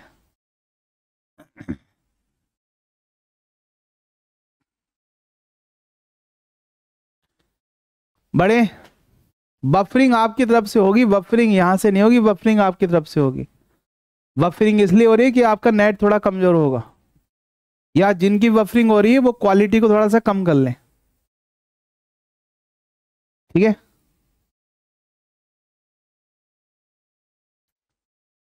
बड़े आगे सर। हैंड नोट्स बनाओ ना, हैंड नोट्स, ये हैंड नोट्स तो बनाओ यहाँ से, और कहाँ से बनाओगे आप, यहाँ से बनाओ आप। आगे बढ़ते हैं हम। अब प्यारे जी आपसे क्वेश्चन पूछा जाता है, आपसे क्वेश्चन पूछा जाता है यहाँ पर स्ट्रक्चर ऑफ हार्ट। आपसे क्वेश्चन पूछा जाएगा स्ट्रक्चर ऑफ हार्ट, हृदय की संरचना। स्ट्रक्चर ऑफ हार्ट, हृदय की संरचना होती है, हृदय की संरचना। हृदय की संरचना क्या होती है, हृदय की संरचना। जब भी मैं यहाँ पर कोई डायग्राम बनाऊंगा बायोलॉजी में, है ना, फादर ऑफ सर्कुलेटरी सिस्टम की एक अलग कहानी थी प्यारे बच्चे, अलग कहानी थी फादर ऑफ सर्कुलेटरी सिस्टम की, विलियम हार्वे। तो विलियम हार्वे क्या करते थे, आपका जो डेड बॉडी होती है ना, डेड बॉडी, तो डेड बॉडी को जैसे ये देखते रहते थे कि कब्रिस्तान में, ठीक है, कौन सी डेड बॉडी आ रही है, और जो डेड बॉडी वहां पर दफनाई गई, तो ये क्या करते थे, आपका रात को गए, डेड बॉडी को निकाला और उसको कट किया, उसका हार्ट को निकाला, उसकी स्टडी की। तो जब लोगों ने देखा कि यार डेड बॉडी हम दफना के आते हैं और ये डेड बॉडी क्या होगा, आपका डिस्टर्ब हो जाती है, कोई ना कोई इसको छेड़ देता है डेड बॉडी, तो पहले तो लगा लोगों को कोई जानवर तो नहीं है, क्योंकि जानवर भी होते हैं ना आपका जो डेड बॉडी को निकाल के खा जाते हैं। तो लोगों ने देखा कि भाई एक व्यक्ति है जो रात में आता है और डेड बॉडी को निकाल के उसके हार्ट को निकाल के ले जाता है। तो सारे के सारे इलाके में अनाउंसमेंट हो गया कि अगर कहीं पर भी ये व्यक्ति दिखाई दे तो इसको मार दिया जाए। मतलब ऐसे ऐसे ये ऐसे नहीं कि भारत में ऐसा होता है, ये विदेशों की बात कर रहा हूँ मैं, यूरोपियन कंट्री की बात कर रहा हूँ। तो इन्होंने इस प्रकार से प्यारे सर्कुलेटरी सिस्टम की खोज की, क्योंकि बॉडी इजीली अवेलेबल, आजकल तो इजीली अवेलेबल हो जाती है स्टडी के लिए, बॉडी रहती है, आपने देखा होगा एमबीबीएस में भी आपको बॉडी मिलती है, लेकिन पुराने समय में थोड़ी था ऐसा। तो ऐसे इन्होंने, ठीक है, 16वीं शताब्दी में इन्होंने ऐसे सर्कुलेटरी सिस्टम की खोज की। तो देखो, सैल्यूट करो ऐसे व्यक्तियों को। तो आपसे पूछेगा study of heart, structure of heart क्या है प्यारे बच्चों, जब भी मैं यहाँ कोई डायग्राम बनाऊंगा। अब यहाँ पर बिल्कुल ध्यान से देखेंगे। अब देखो यहाँ पर सर, हाँ, दिल का आकार मुट्ठी के आकार का होता है, ठीक है, 12 × 9, 12 इसकी लंबाई होती है और 9 इसकी क्या होती है, आपकी चौड़ाई होती है। तो मुट्ठी के आकार का होता है, इतना बड़ा होता है दिल, है ना, दिल इतना बड़ा होता है, मुट्ठी के आकार का होता है, समझ गए। अब यहाँ देखो आप, सारे के सारे बच्चे यहाँ देखो आप, बिहार पुलिस, बिहार दरोगा सब हो जाएगा, यहाँ देख लो ना आप, बेसिक से आप यूपीएससी लेवल कर रहे हैं तो सब कुछ हो जाएगा। अब जब मैं यहाँ खड़ा हूँ प्यारे बच्चे, ये मेरा दाहिना भाग होगा, ये मेरा बायां भाग होगा, ये मेरा राइट पार्ट होगा, ये मेरा लेफ्ट पार्ट होगा, ठीक है सर।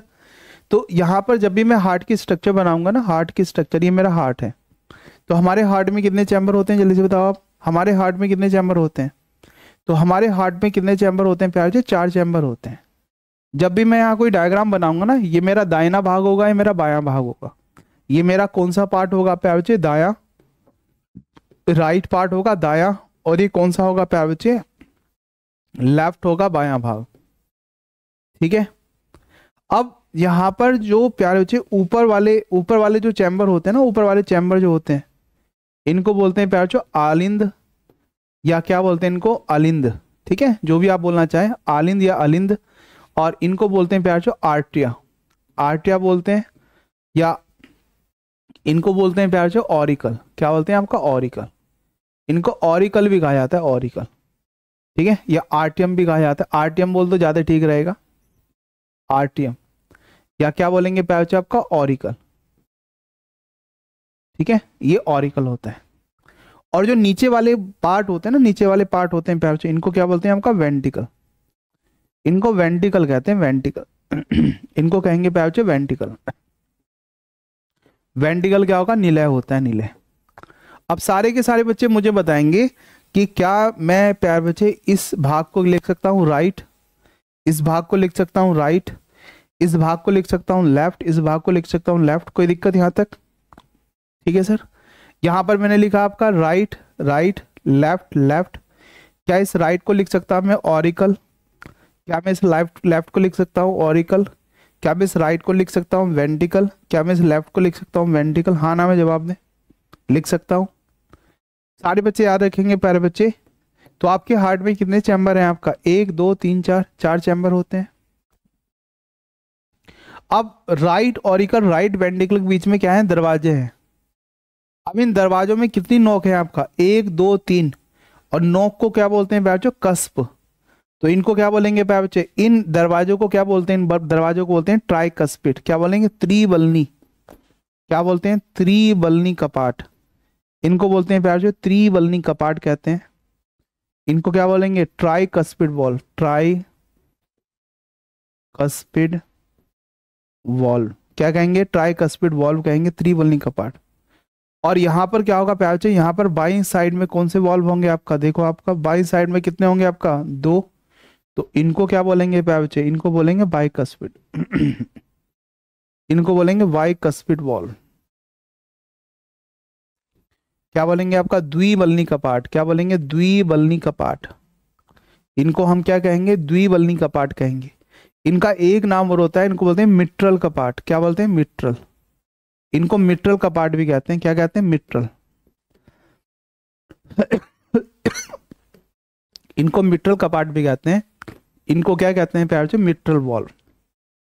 इनको मिट्रल वॉल्व भी कहेंगे। क्या कहेंगे? Mitral valve. इनको मिट्रल कपाट भी कहते हैं। ठीक है सर। तो आप जानते हैं राइट ऑरिकल राइट वेंट्रिकल के बीच में कौन से वाल्व होंगे आपका?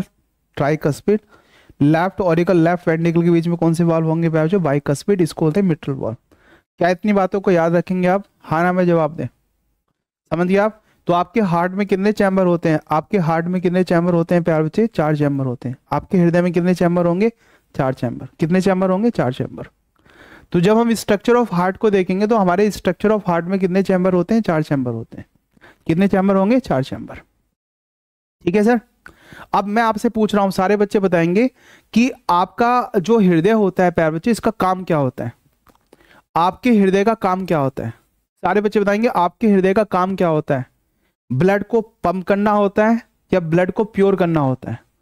आपके हृदय का मुख्य काम क्या होगा? ब्लड को पंप करना या ब्लड को प्यारे बच्चे पंप करना होता है या ब्लड को प्योर करना होता है? सारे बच्चे बताएंगे। यस।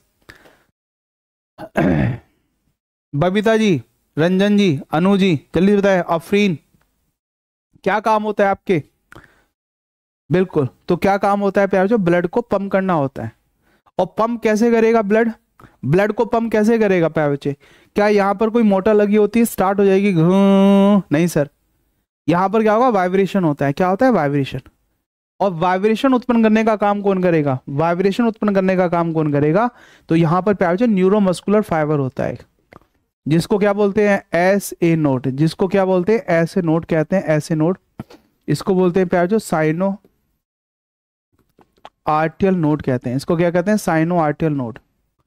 इसको क्या बोलते हैं प्यारे बच्चे? इसको बोलते हैं कोट्रा आलिंद। क्या बोलेंगे? कोट्रा आलिंद गांठ कहते हैं इसको। कोट्रा आलिंद गांठ। इसका एक नाम और होता है, इसका नाम होता है प्यारे बच्चे पेस मेकर। क्या होता है? Pacemaker. इसको पेस मेकर भी कहेंगे। Pace maker.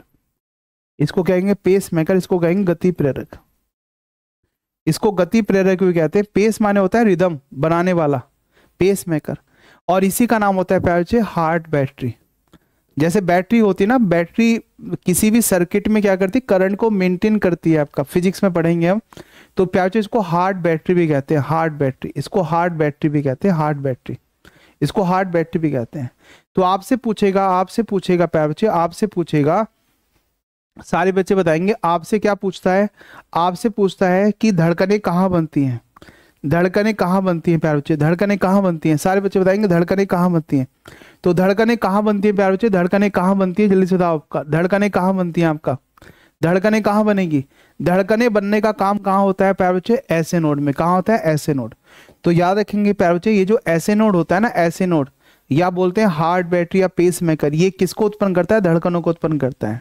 तो आप याद रखेंगे यह धड़कनों को उत्पन्न करता है। यह धड़कनों को उत्पन्न करता है। किसको उत्पन्न करेगा? धड़कनों को उत्पन्न करता है। उत्पन्न करता है। ठीक है सर। ये क्या करेगा? It generates. ये किसको जनरेट्स करता है? It generates heartbeat. यह धड़कनों को उत्पन्न करता है। यह हार्ट बीट्स को जनरेट करता है। पहली बात तो ये याद रखेंगे।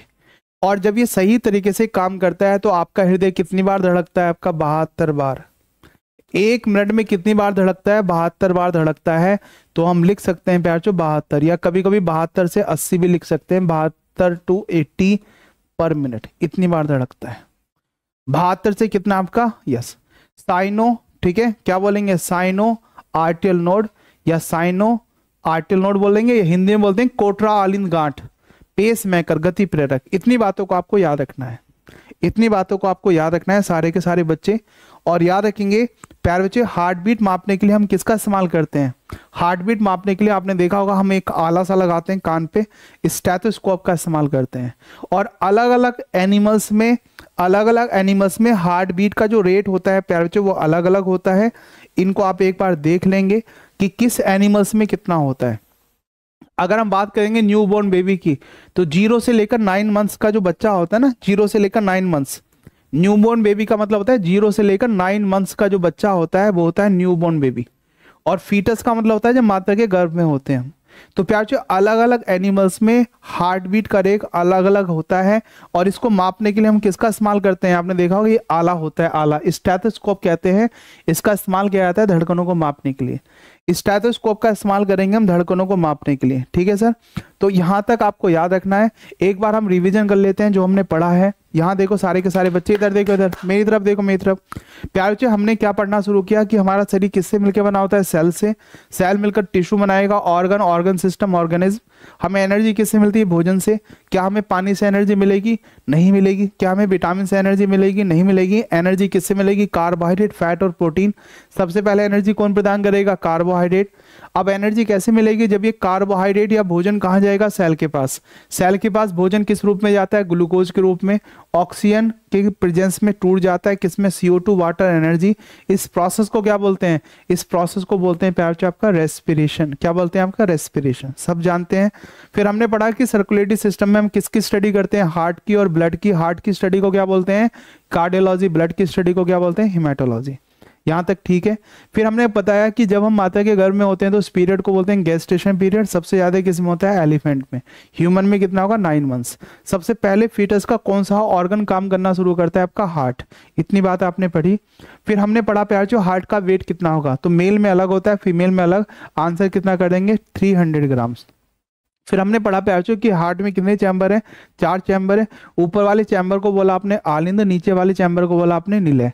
तो आप जानते हैं दाएं आलिंद दाएं नीले के बीच में कौन से वाल्व होते हैं? ट्राइकस्पिड। और बाएं आलिंद बाएं नीले के बीच में कौन से वाल्व होते हैं? आपका बाइकस्पिड।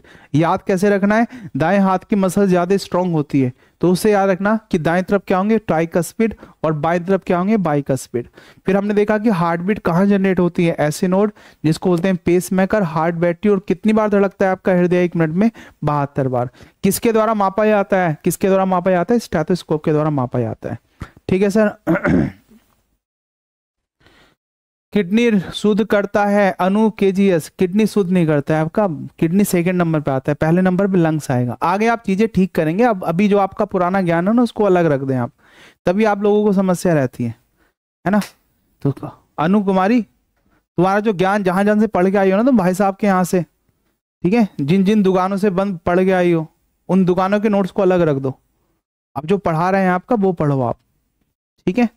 तो इसी के साथ आज की क्लास को समाप्त करते हैं। आप सभी को मेरा आत्म प्रणाम। बहुत बहुत धन्यवाद आप सभी का, आप हमारे साथ जुड़े। Thank you very much. जय हिंद।